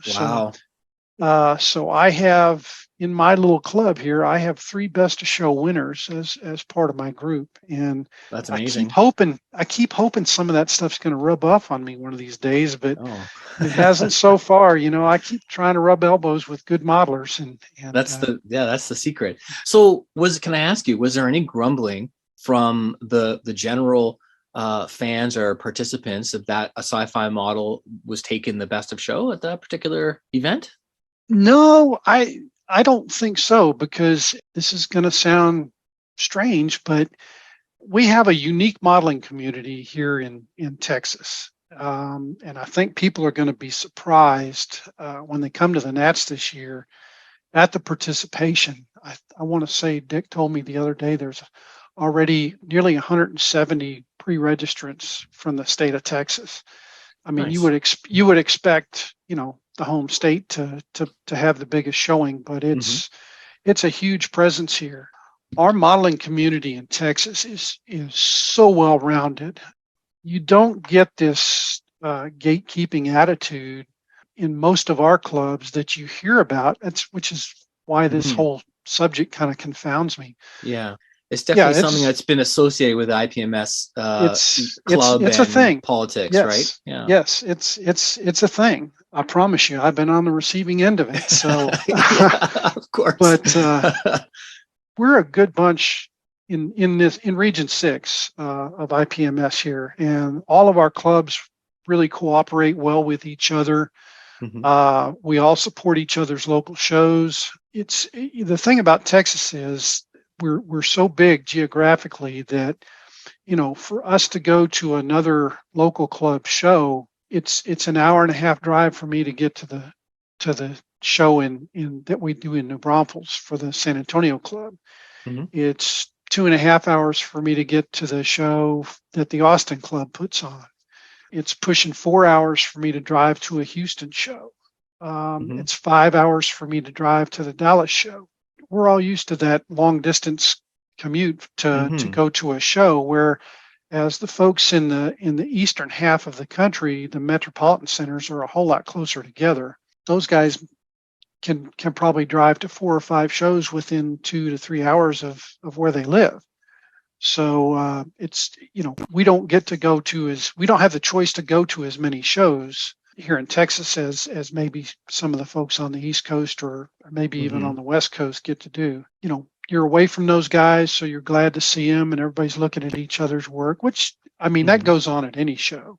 Yeah. But I think point I'm trying to make is if you're coming to the Nats in San Marcos next month, then I think you're going to find a hugely welcoming community, and we like all kinds of stuff. Everybody's got their specialty, but we all appreciate each other's work, and at the end of the day, I think that's what it's all about.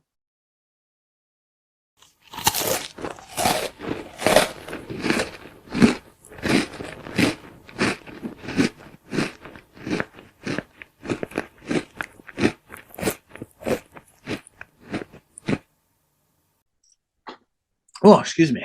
Sorry about that. Well, we seem to have run into a bit of a technical snag. So just to fill you in, dear listeners, I was pointing out to Rob how I had noticed in the Japanese modeling culture, there was a real admiration, respect, interest, what have you, in basically any type of subject. And they're all sort of treated in this very equal way. You would find builders building all kinds of subjects, and you can see that throughout modeling magazines there and whatnot. So I was asking Rob about his impression of some of the attitudes that pop up on occasion in the scale model community that sci-fi builders have to deal with. Part of the experience of sci-fi modelers is that they're treated with a little less regard and taken a little less seriously, and basically having an all-round dismissive tone applied to their subjects and that type of thing, just to overall not being held to the same regard as the real world subjects. And that's something that does irk people who build sci-fi, and not being taken seriously. No one really enjoys that, because the process is the same, the techniques are the same, and the outcomes are a lot of times the same in terms of building very appealing models that capture your attention, that are technically excellent, that are stylistically excellent. Those are some of the issues that have kind of disturbed sci-fi model builders, and we were just about to get into that. So please carry on. Apologies for the technical error. And I hope Rob's message can get through loud and clear. You, when I think you put a post on Facebook, which I saw, and you said that you were put off by Dave's statement, and you were disappointed by what the e-board put out, the statement we released after that. Yes. Which, we expected some of that. For sure. I'm sure there were a lot of people calling for Dave's head, and I got to Well, let's admit, not get too carried away.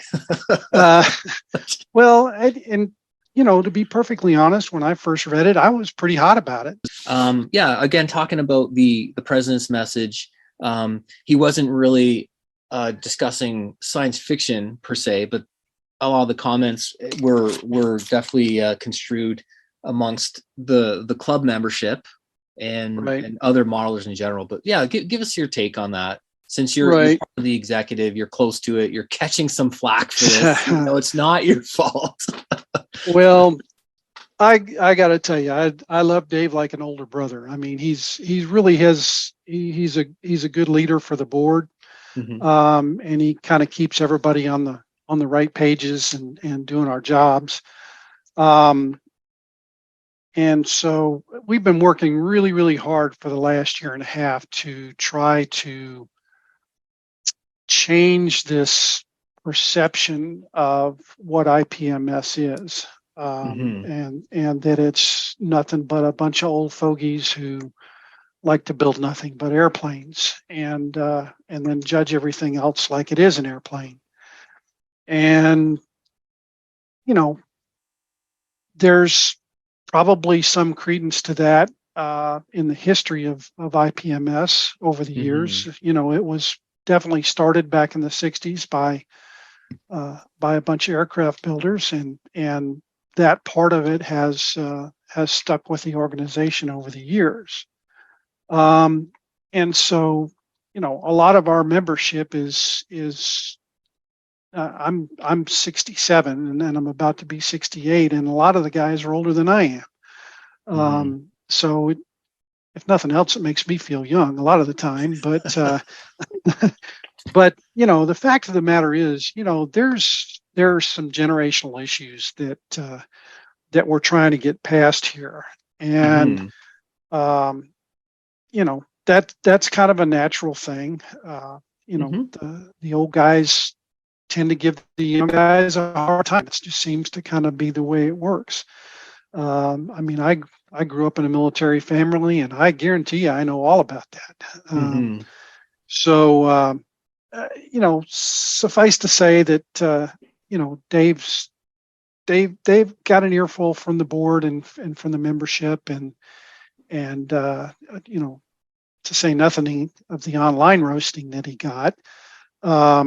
But I can tell you that he's very much on board and very much in step with the rest of us in trying to make IPMS a welcoming organization to all modelers, regardless of what it is that you build.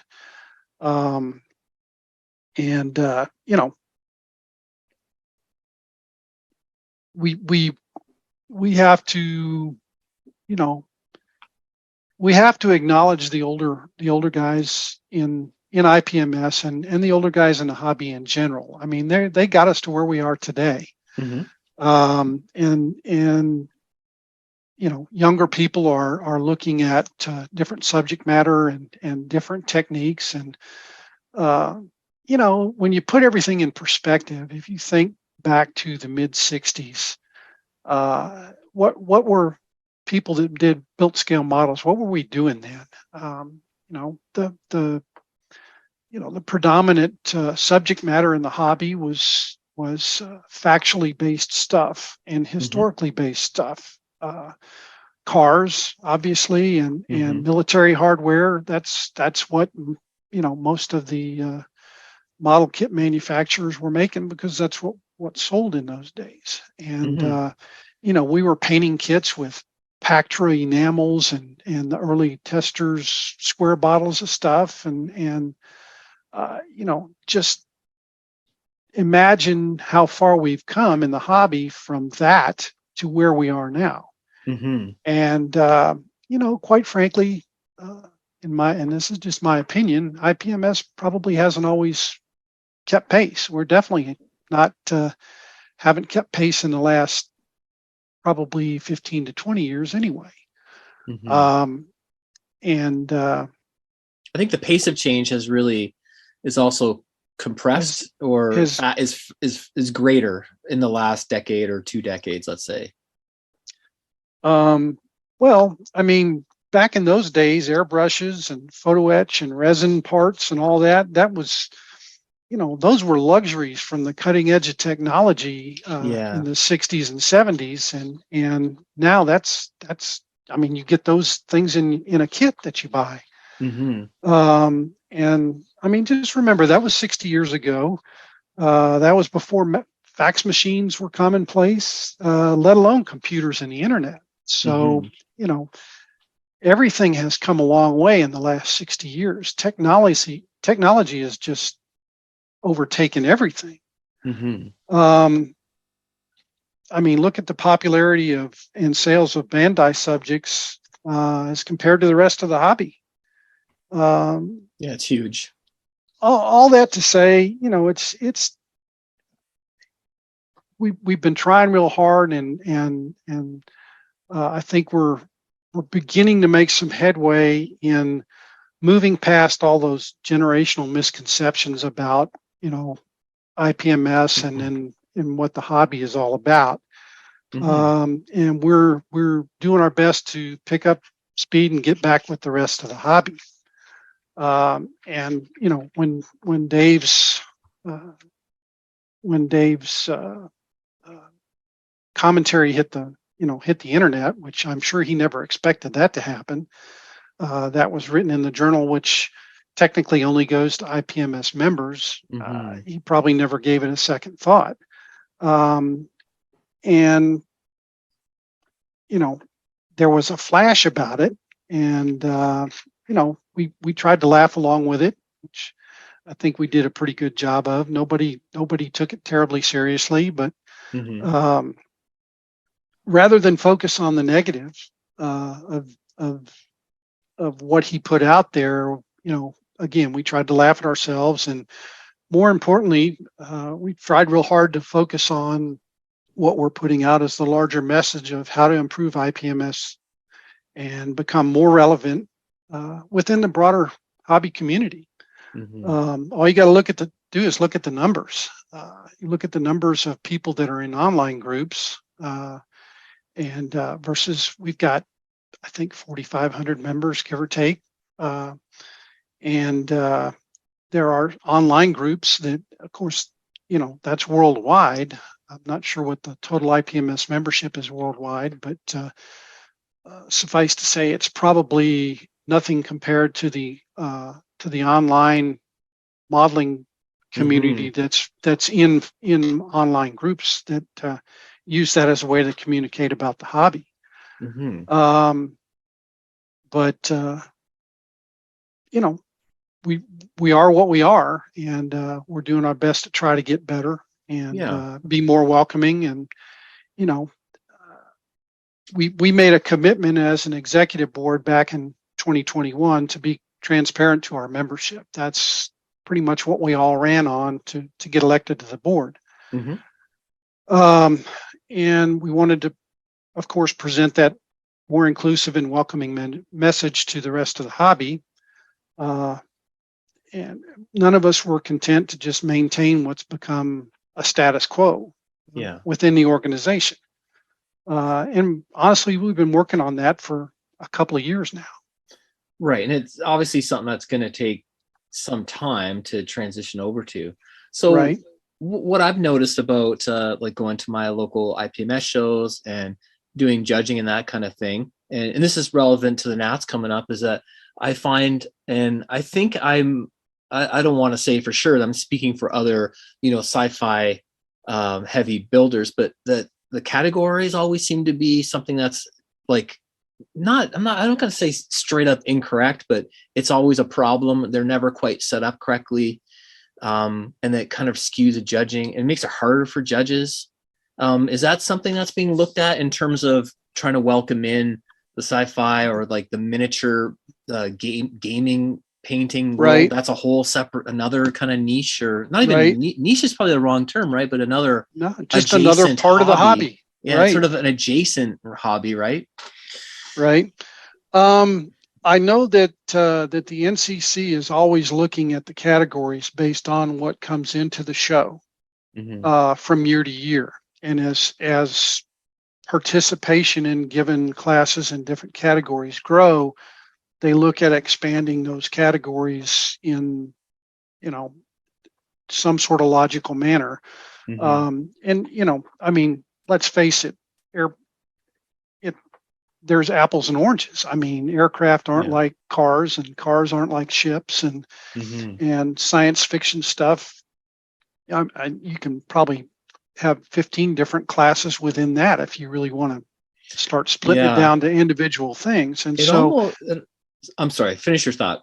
Well, but the thing is, and the NCC has actually been pretty good about this over the years, is that as things grow in popularity, and those classes and those categories grow in the individual number of models that are put on the table, you know, they recognize that, they keep track of all that stuff from year to year, and so they'll broaden things.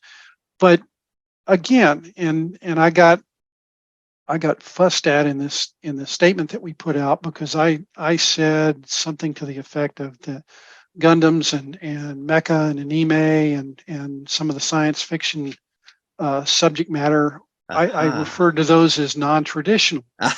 And yes, I was quite upset by that. Enraged. I caught a few arrows about that. But if you know, again, if you put it in the context of where IPMS sits, to our membership, those are not necessarily, you know, that's not the traditional stuff that IPMS was built on. So we're, again, this group that I'm with, that's on the e-board, recognizes that, and we're doing our best to be welcoming and open to asking those folks out there in these, at least to you know, the IPMS way of looking at things. It's fairly new to them. Yeah, so it's more of an unfamiliar. It's unfamiliar territory. Exactly. Those things, I mean, a lot of those things have been, I'm sure you've heard this, and maybe you're aware now, but like Gundam goes back to 1979. The like Star Trek must have kicked off modeling like in the 1960s series, exactly. Right? I wasn't there, but and Star Wars kind of maybe in the 70s, and Battlestar Galactica. I'm assuming those are the big things. So I've been building Gundam kits since the very early 90s when I could get my hands on them. But they have the decade before was very popular and storied in Asia and Japan specifically. Exactly. Yeah. So they're I mean, you've got to concede that there's really a difference in culture involved in those genres versus the historical and factual subject matter that the society was built on. And you know, again, it's a generational thing. It's change is a scary thing to most people, and you know, when someone brings something in that you're not familiar with, you might recognize it as, golly, just a beautiful piece of work. I mean, I've seen Gundam pieces on the table that just blow me away from the standpoint of how good the modeling is, and the extra the painting and the shading and you know, work that's gone into it is, you know, it takes just as much time, effort, and craftsmanship to do something like that than it does to do, you know, any other factually based modeling subject. And so, but it's different from what you're used to looking at, so it's intimidating to you. And I think that's what, you know, we're working hard on trying to get past all that. I mean, there's a lot. I learned so much from Alex and Jose in in their science fiction subjects they're building, different little techniques that they use that help me in weathering aircraft and stuff. So it's the projects and the techniques are exactly the same as like a mecha subject versus a World War II aircraft. It's literally this. If you're not doing a weekend build, kind of slapping it together, you're treating it seriously. You're a serious modeler. You spent time honing some skills and learning. They're really the same. You're ending up with a vehicle, and you're doing all the same processes in terms of model building, right? Airbrushing, right. Basic fundamental stuff. So I'm always a little baffled on being a judge and coming out and sorry, this is jumping back a little bit about our conversation about the categories, is that really the science fiction, the way I would like to see it, and what I've sort of come to terms with, is that basically there's a parallel in science fiction for every real world category, right? You have aircraft, you have sci-fi aircraft, you have armor, you have sci-fi armor, right? Right. And it's always been a challenge when they say, okay, we have our aircraft categories, we have our armor, we have auto figures, etc. And you get down to sci-fi, and it's like, all right, so we have a figure of a sci-fi character, and then a mecha, which is a vehicle, and a spaceship, that's like an aircraft carrier, right? And okay, now we gotta go gold, silver, or sorry, 1, 2, 3, right? We're judging 1, 2, 3, right? So I always found that quite. And then they always slap the real space in there. Well, yeah, I scratch our head a little bit. I'm right there with you on that one. Yeah. I know in San Antonio we made the decision to move real space into the miscellaneous category rather than try to lump it in with science fiction. Miscellaneous. Oh, so I hate that term. I hate that term. But science fiction and real spacecraft, again, that's apples and oranges. Yeah, I'd almost think that that real space belongs with Navy subjects, right? Don't all those projects sort of originate from that world, and all those people who work on those things come from that background? I could be wrong. Just an impression I got. I think that depends on what it is they're doing. I mean, I'm not a space expert. Me neither. I know a lot of guys that are probably cringing right now, but a lot of the, look at it in terms of subject matter and kits. The predominance of subject matters that kit makers do fits those traditional classes of what it is that we work on. Aircraft, armor, military vehicles, automobiles, ships. I hope I'm not leaving anybody out. Figures, maybe. Skewered for it. Figures are quite popular. Figures. Don't get me going on that. Figures to me is that's that's a whole different art form, and it's a parallel hobby, right? It really is, and I've yet to go to any of the big figure shows. That's on my bucket list to do one of these days. Yeah, but they have their own. Yeah, and that's, that truly is art. We're all doing, little miniature works of art, but that's a whole different transcendent level. But it's from building a vehicle. So it's the same idea, right? It's a miniature, the same family, a miniature version, and it involves all the same processes, and you end up with a similar thing at the end, right? A miniature version of something, right?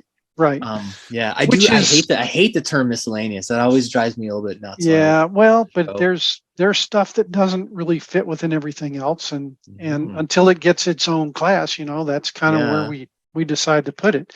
And again, as long as that category begins to grow in participation and number of entries, then it will get its own place at some point. Yeah, I'd like to see the abolishment of miscellaneous, because to me that almost says like, well, here's all the other junk that we're not that interested in, so we'll shove it in the corner. And they're like, oh, I just spent 6 months on this. So it really, there's just I was looking at the category list the other day. There's really just one or two purely miscellaneous categories that are in the miscellaneous class. The rest of it is made up of things like hypothetical stuff, what if, or Luft 46 type projects and that kind of stuff. Humor and modeling is a category in there. Yes. And that's always fun to look at. There's some really creative guys out there that put some unusual stuff in there. I remember a stormtrooper in one scale that was walking a smaller scale AT-AT, and that was up against a fire hydrant. Taking a pee. So taking a pee. Yes, so, it's that kind of stuff. And that's creative, but yeah, I don't think you really want to put that in the science fiction category. No. Yeah. So, so it strikes me that humor is the category. Right. We don't even need a miscellaneous. That's the category. Yeah. But it fits within the miscellaneous grouping. Oh, I see. Of those categories. Triathlon is one. Collections, group builds and chapter builds. And so, there was a huge entry last year in Omaha by the Posse guys of Sherman's, I think it was. Okay. That's right. And so, do you put that in an armor category? It could be a one of the subgroupings in armor. But chances are you're not, unless you're at the only collection. Yeah, unless you're at the Nats, you're probably not going to have more than one big armor collection like that. The collections are always really varied, right? It's always like a set of cars, a set of robots, something unpredicted. Right. Yeah. And they have their own set. That category has its own set of rules. All right, I'll let it slide, Rob. So you can keep using miscellaneous. Anyway, okay, but let's we can talk more about shows and judging here in a minute. Yeah. We were kind of on a roll there about IPMS and what the current board has been trying to do. Yeah. So obviously, you've been working on this for a while. There's obviously Dave's comments kind of irked a lot of people online. But you're as an older generational group, people are seeing science fiction stuff filter in and become more popular or more present or whatever. Right. So what are the ways that IPMS USA is trying to bring in these groups to the fold? And we did talk about adding more categories at shows. Is there any other ways that they're doing that? Well, this is going to surprise a lot of people, I guess, but I think there's a lot of folks like that are already here. They're already members of IPMS, and they just they tend to be less vocal and less, at least in the internal politics of what goes on with IPMS. They tend to be less vocal and less participatory about that kind of stuff. And everybody's personality is different, and people are motivated to do different things in different ways. And one of the reasons that I got involved in the board and decided to run was because I felt like there was a big part of the membership that didn't feel like they were getting a voice in how the organization was being run. And in all of the shows that I go to around Texas, and when I go to the Nats and I talk to people, there was a sense of, what can I do to, nothing I can do to change anything. Oh, it's very present, and I think a lot of people have given up. But they can look to alternatives. Well, and that, in a lot of ways, that's just a reflection of the way society is right now. And, not to get into socio-political discussions or any of that, but the fact is, you got to have a desire. If you got to have the desire to step up and make your voice heard if you want to affect any kind of change. Absolutely. And so the first thing we did as a board when we were elected, or after we were elected back in 2021, I think it was we made we made this commitment to be transparent to the membership. And I've tried real hard to get all of the board meetings minutes and such published right away, so that there wasn't a long lag in what the board decided to do or put out there, so that the membership could see what we were doing. But the biggest push has been we've gone through a pretty comprehensive review of the Constitution and bylaws of the organization. And the last time that had been done was in 2017, and those guys did a bang up job back then. It had needed some updating over the years to evolve with the organization. But we've gone through these we've put forth these amendments. They're out now for a vote by the membership. The voting opens up July the 1st.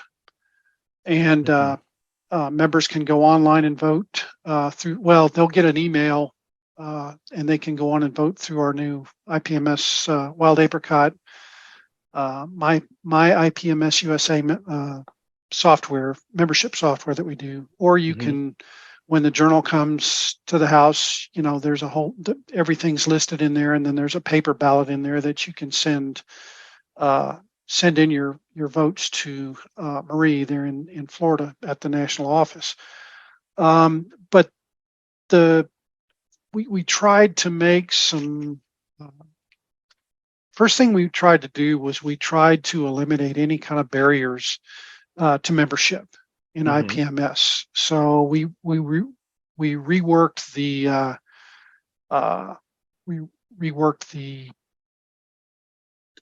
what am I trying to say? The discrimination clauses that are in the front end of the Constitution, so that it's very clear we're welcoming to anybody who wants to come into IPMS and be a member.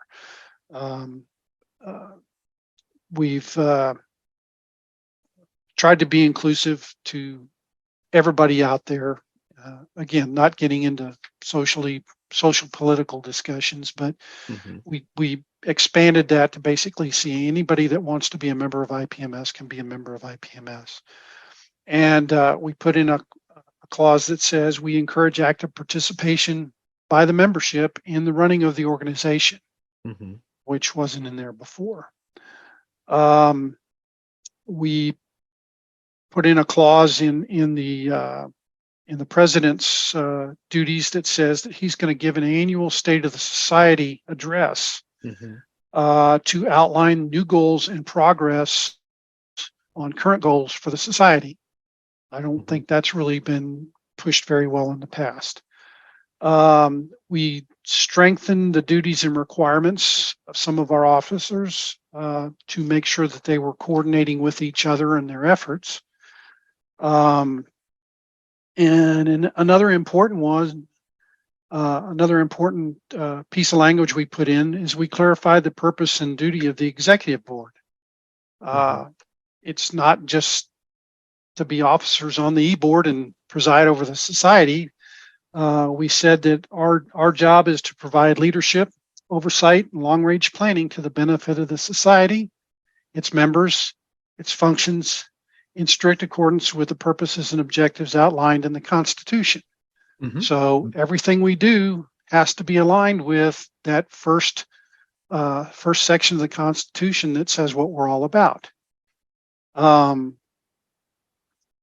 We added a requirement that the Constitution be reviewed every 4 years and updated as appropriate.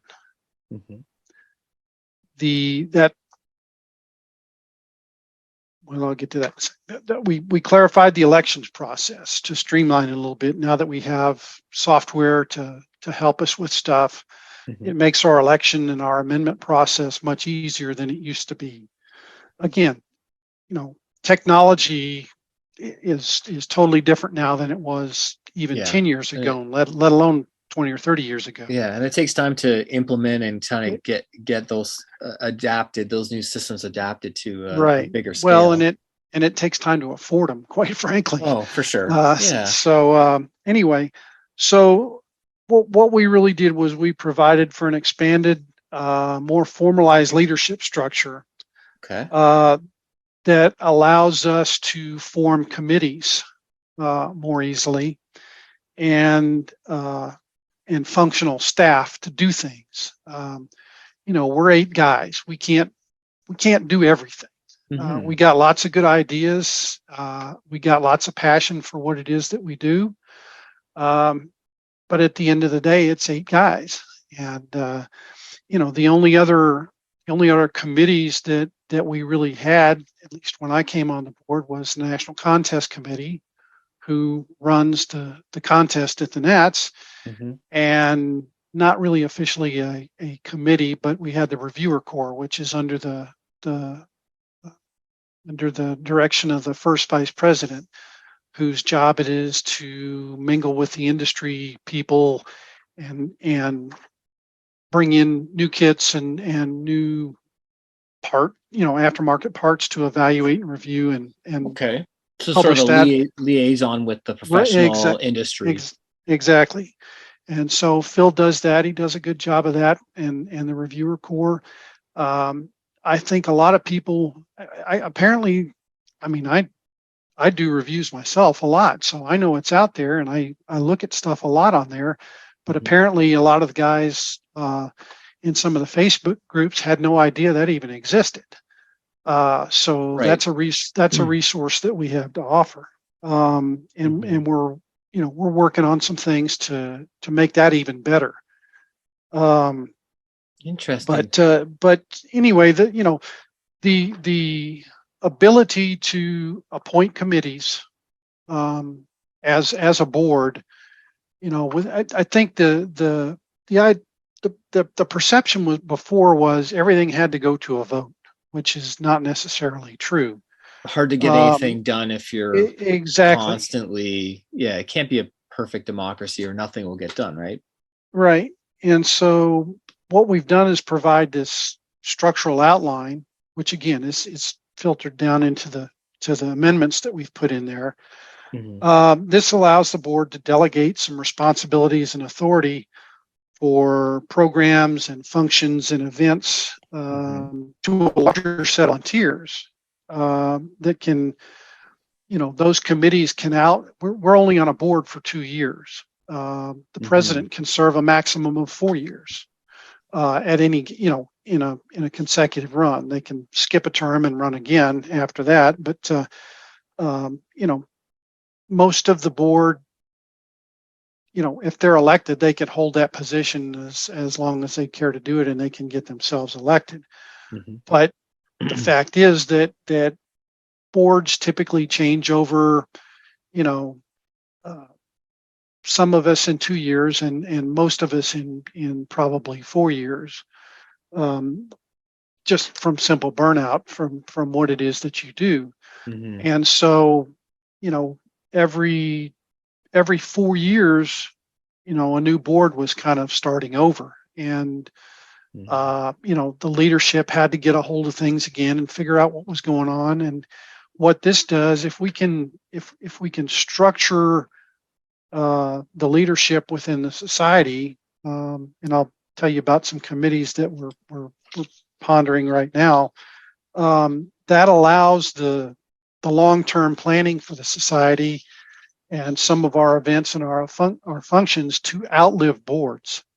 And so it keeps the continuity going on things that are important. And so it seems like in the past, if there was a groundswell for a change in something, it probably died when it was time to switch over and elect a new board, and then they're looking at things the way they've always been. Yeah, probably more complicated than that. But yeah, there's some of truth that. to that.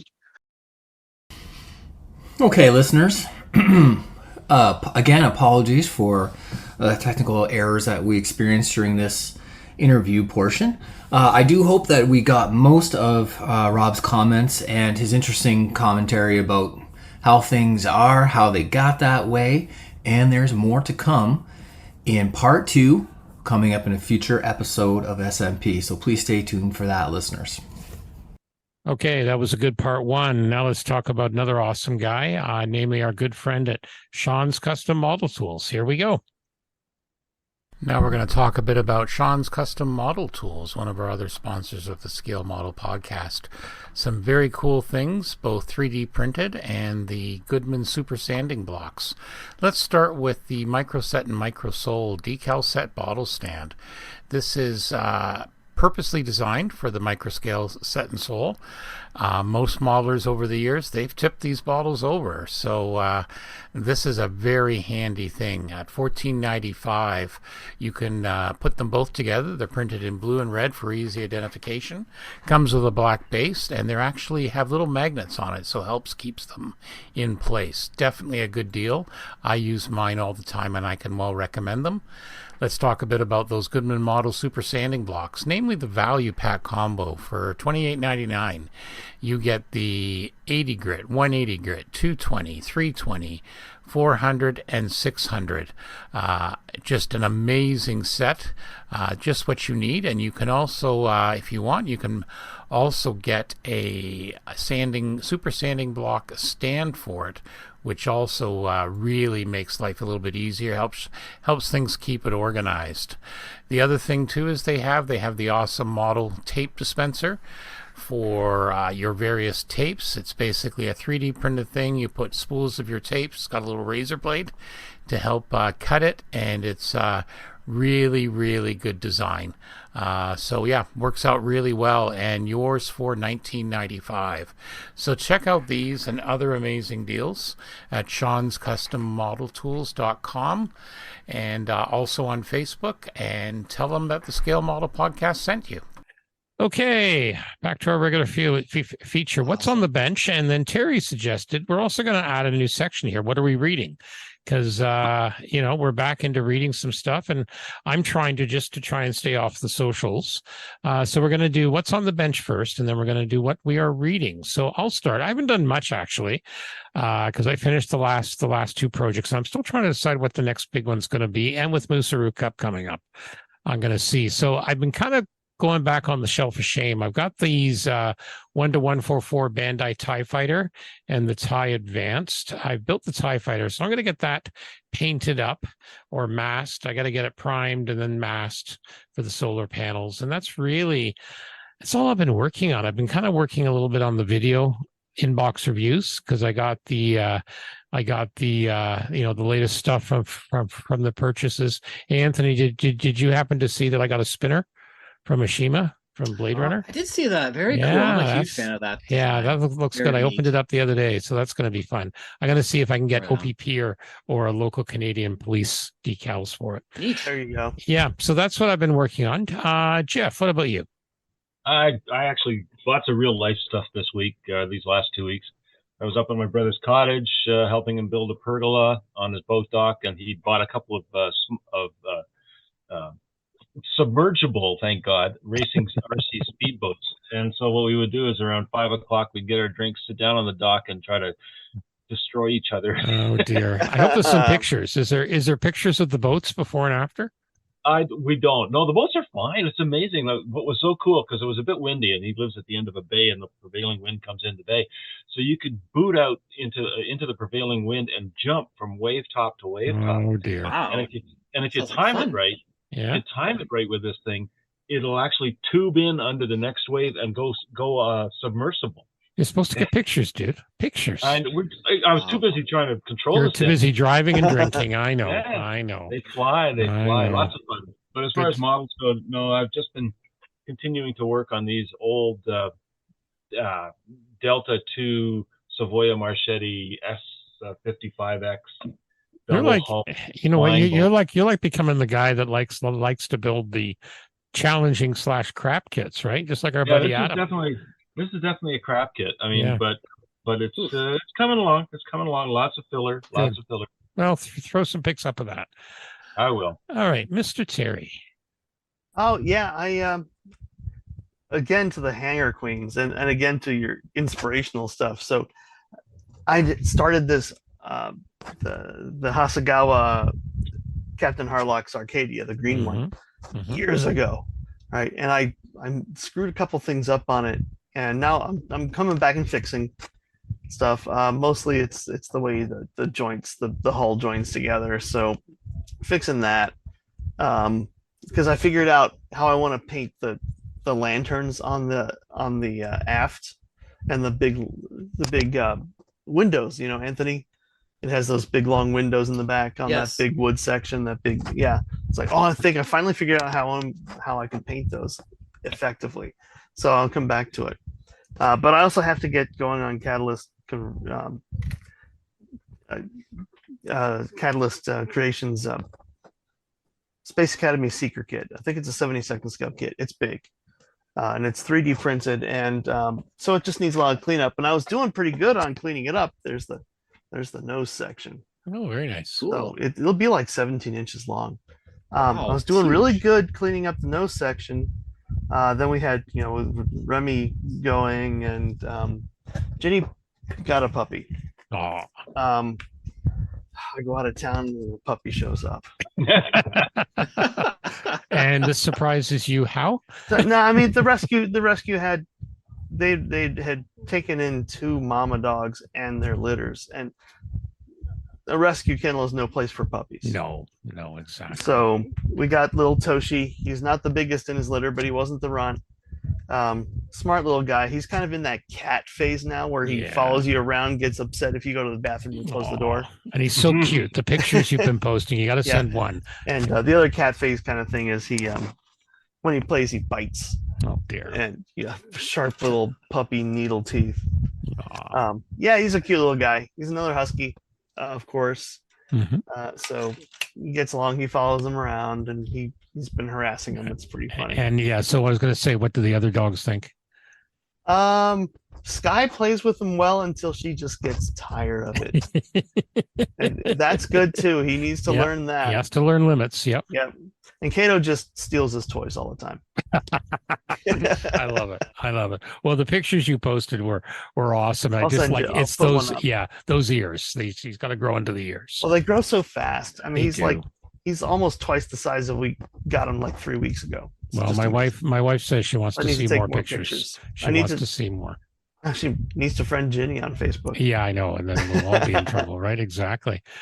All righty. Mr. Goodman.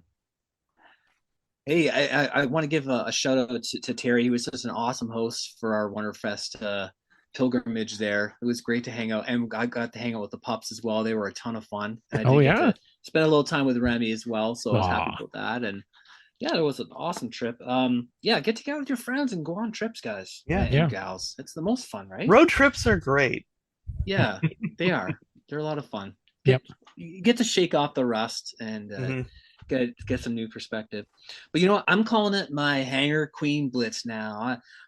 I think I was calling it Shelf of Shame, and I was beating myself up a little bit, and I heard Terry call them Hanger Queens. It's like, oh, that's way better than Shelf of Shame.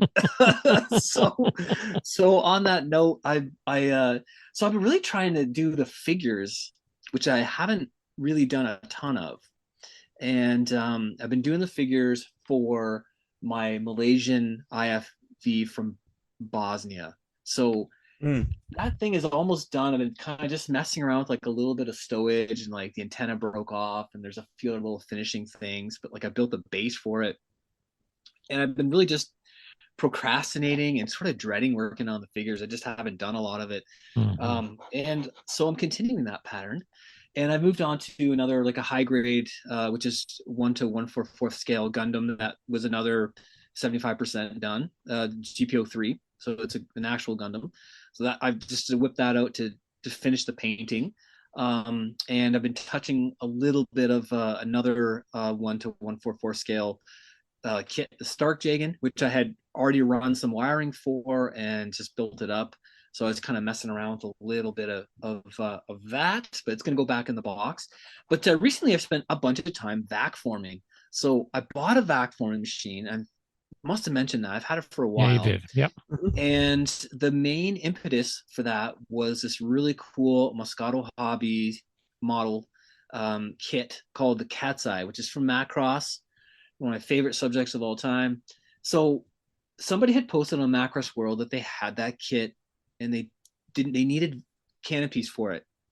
And I was like, oh, I'm interested. I have that kit sitting on my shelf, haven't touched it, right?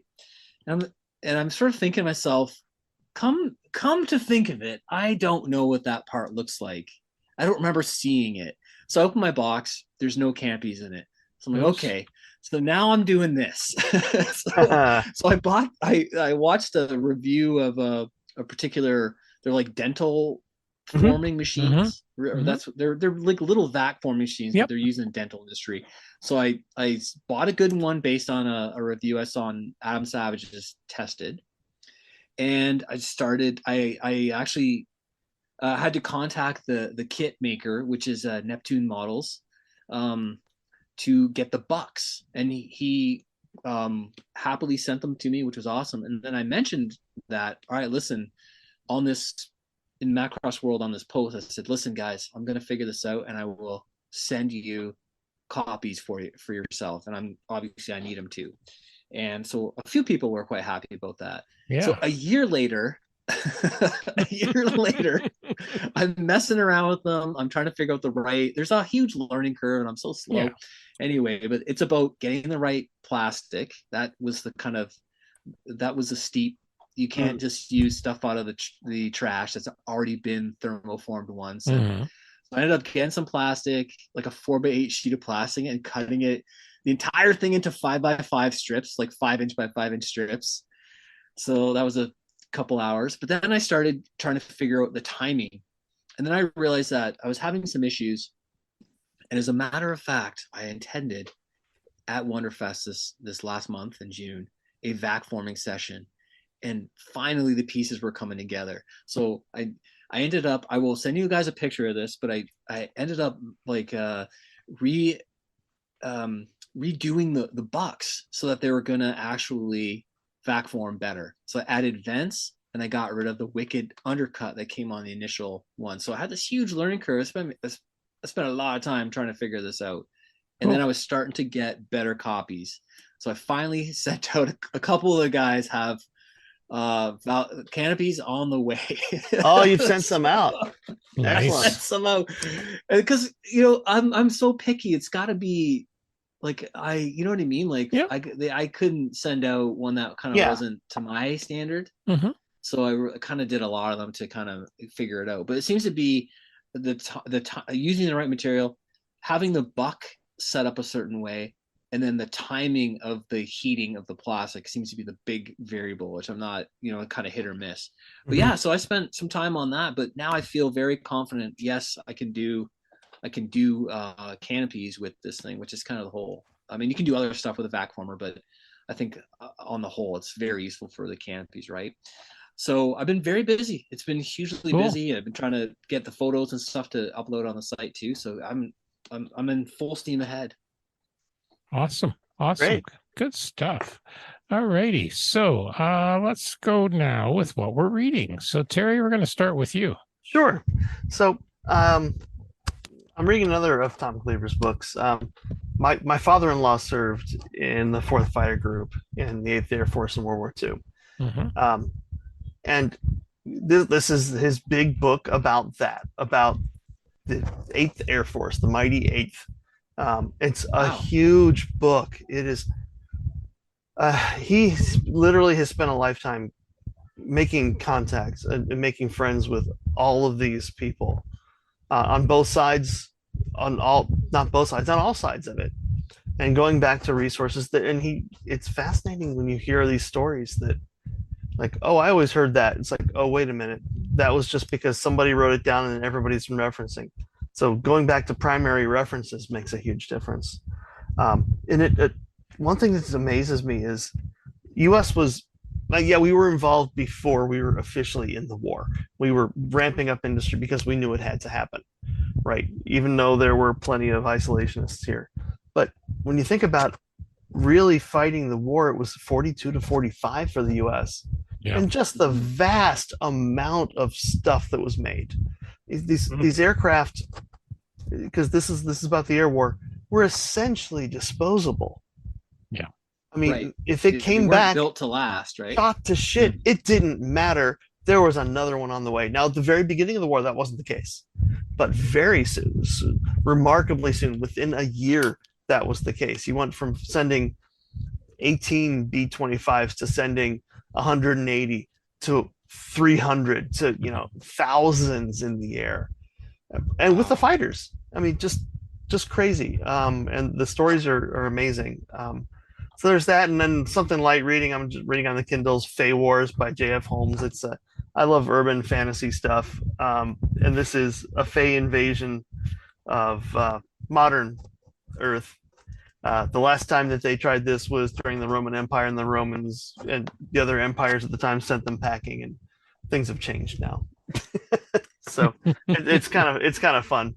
Cool. All right, Anthony. Well, to tie in with my figure painting adventure, I'm reading my copy of David Parker's Crew School, which is a pretty great overall resource for that. So, listeners, you may remember we did an interview with David when that book was coming out. It is a really fantastic book. I think it may be the only book I would need. It's that comprehensive. I'm sure there's other great ones on the market as well, but it's been really good. So I've been kind of just trying to get my head wrapped around as I whack it. I'm trying to get my head wrapped around the concept so it can, attack it with a bit of a plan, right? That seems to be always the key thing for new stuff, is have a plan and try and execute it, see how it goes. But I think part of my problem is that the figures aren't that great. They're older 90s Academy figures, so they're a little rough, but I'm just going to try and make it work as best I can. But yeah, that's what I've been kind of thumbing through. Cool. Okay, Jeff, over to you. Yeah, I've been reading a couple things. I usually have about 12 books on the go at any given time. And right now I'm focused on two. I picked this up at my brother's cottage because he had finished reading it. And it's called Over the Edge of the World, and it's Magellan's circumnavigation of the globe. And it's a really good, really detailed, from original source material in Spain and Portugal of that voyage. It's like I would not have survived this voyage. I can tell you right flat out. So that's pretty cool. But the other thing I've got, I got this book in our Christmas gift exchange amongst our family, and it's called The Body, and it's by Bill Bryson. And I love anything by Bill Bryson, he's just got an incredibly inquiring mind and a great skill at writing. And this is about the human body, and it basically tells you the current thinking and science about all the various parts of your body and how they work together and what they do and what they don't do. And it's great bedtime reading if you want to just read a chapter and then go to bed. I love it. So I highly recommend both of those. Cool. Yeah, I'm kind of the same as you, Jeff. I always have a bunch on the go, either on the bookshelf or in my on my e-reader on my phone. So I've just started the Victorian Internet that's by Tom Standage. I love some of the older technology stuff, kind of the history of how they do something. So this talks about how the telegraph system kind of came into being in the 1700s in France. And it was kind of, you can see a lot of comparisons between the telegraph system and the modern day internet on how much it did and stuff like that. So I've literally just in the first chapter or two. It looks like it's good. I just finished Shattered Sword on Jeff and Terry's recommendation by Tom Cleaver. And again, like you mentioned, Terry, he writes weighty volumes. Like it's a big book. And this one was all about the Battle of Midway. And I highly recommend it because it's just, they got access to some of the Japanese records and a lot of preconceived notions that you had about the battle. It's just no. The other thing I liked about it, they did a fantastic job explaining the differences between U.S. Navy and the Imperial Japanese Navy, their carrier ops, both strategic and tactical. And it was a very interesting read, and I learned an absolute ton, and it was really, really good. And I'm gonna keep an eye out for some more books by him as well, because they look really good. The other one I read, I tend to have a nonfiction one and a fiction one I tend to have, and I've got this sci-fi one called To Sleep in a Sea of Stars by Christopher Poloni. It was very, very good reviews. I'm about 3/4 of the way through, and I didn't really want to spoil it, but if you're into like deep sci-fi, well worth a read. It's really good as well. So yeah, so that's what's happening on the reading front. All right, things we've seen. This came up kind of yesterday and today. There was a social media post about rumors about the Enterprise G from Picard. Sorry, Jeff, there's going to be some spoilers here from season 3. You haven't watched it, too bad. No. With a new ship. So basically, round 2 models came back and they said, here's a response from Jamie Hood. This is round 2 model Star Trek model kit product developer. I was at Wonderfest 2023, but I didn't have an opportunity to talk to Bill Krause. I respect his body of work, and designing the new version of the Enterprise is a rare accomplishment that I congratulate him on. Round 2 has a policy of only making official new product announcements when a given kit reaches certain benchmarks in our process. We've seen and heard the demand about their interest in the USS Titan Enterprise, and it will get due consideration at some point in the future. So basically what that's saying is, just wait, guys. It sounds like there could be. The other thing, too, is they could be waiting because maybe we're going to see this particular ship in a spin-off series, which I know a lot of people would like. So, yeah, just have, don't have a cow. Basically. We're getting a Cerritos. Come on, guys. Yeah, exactly. Exactly. So again, I round 2's, again, they're very transparent. So that's really good to see. And then we have, Terry, that Mustang of yours, it's on Modeling Madness. Yeah, Scott finally, about a month, actually, maybe during Wonderfest, it popped up. Anyway, the article, he finally got to post that on Modeling Madness. Awesome. I sent him a lot more pictures and text, and he edited that down to his format, but it's a nice article. Yeah, it looks good. And again, beautiful kit you did.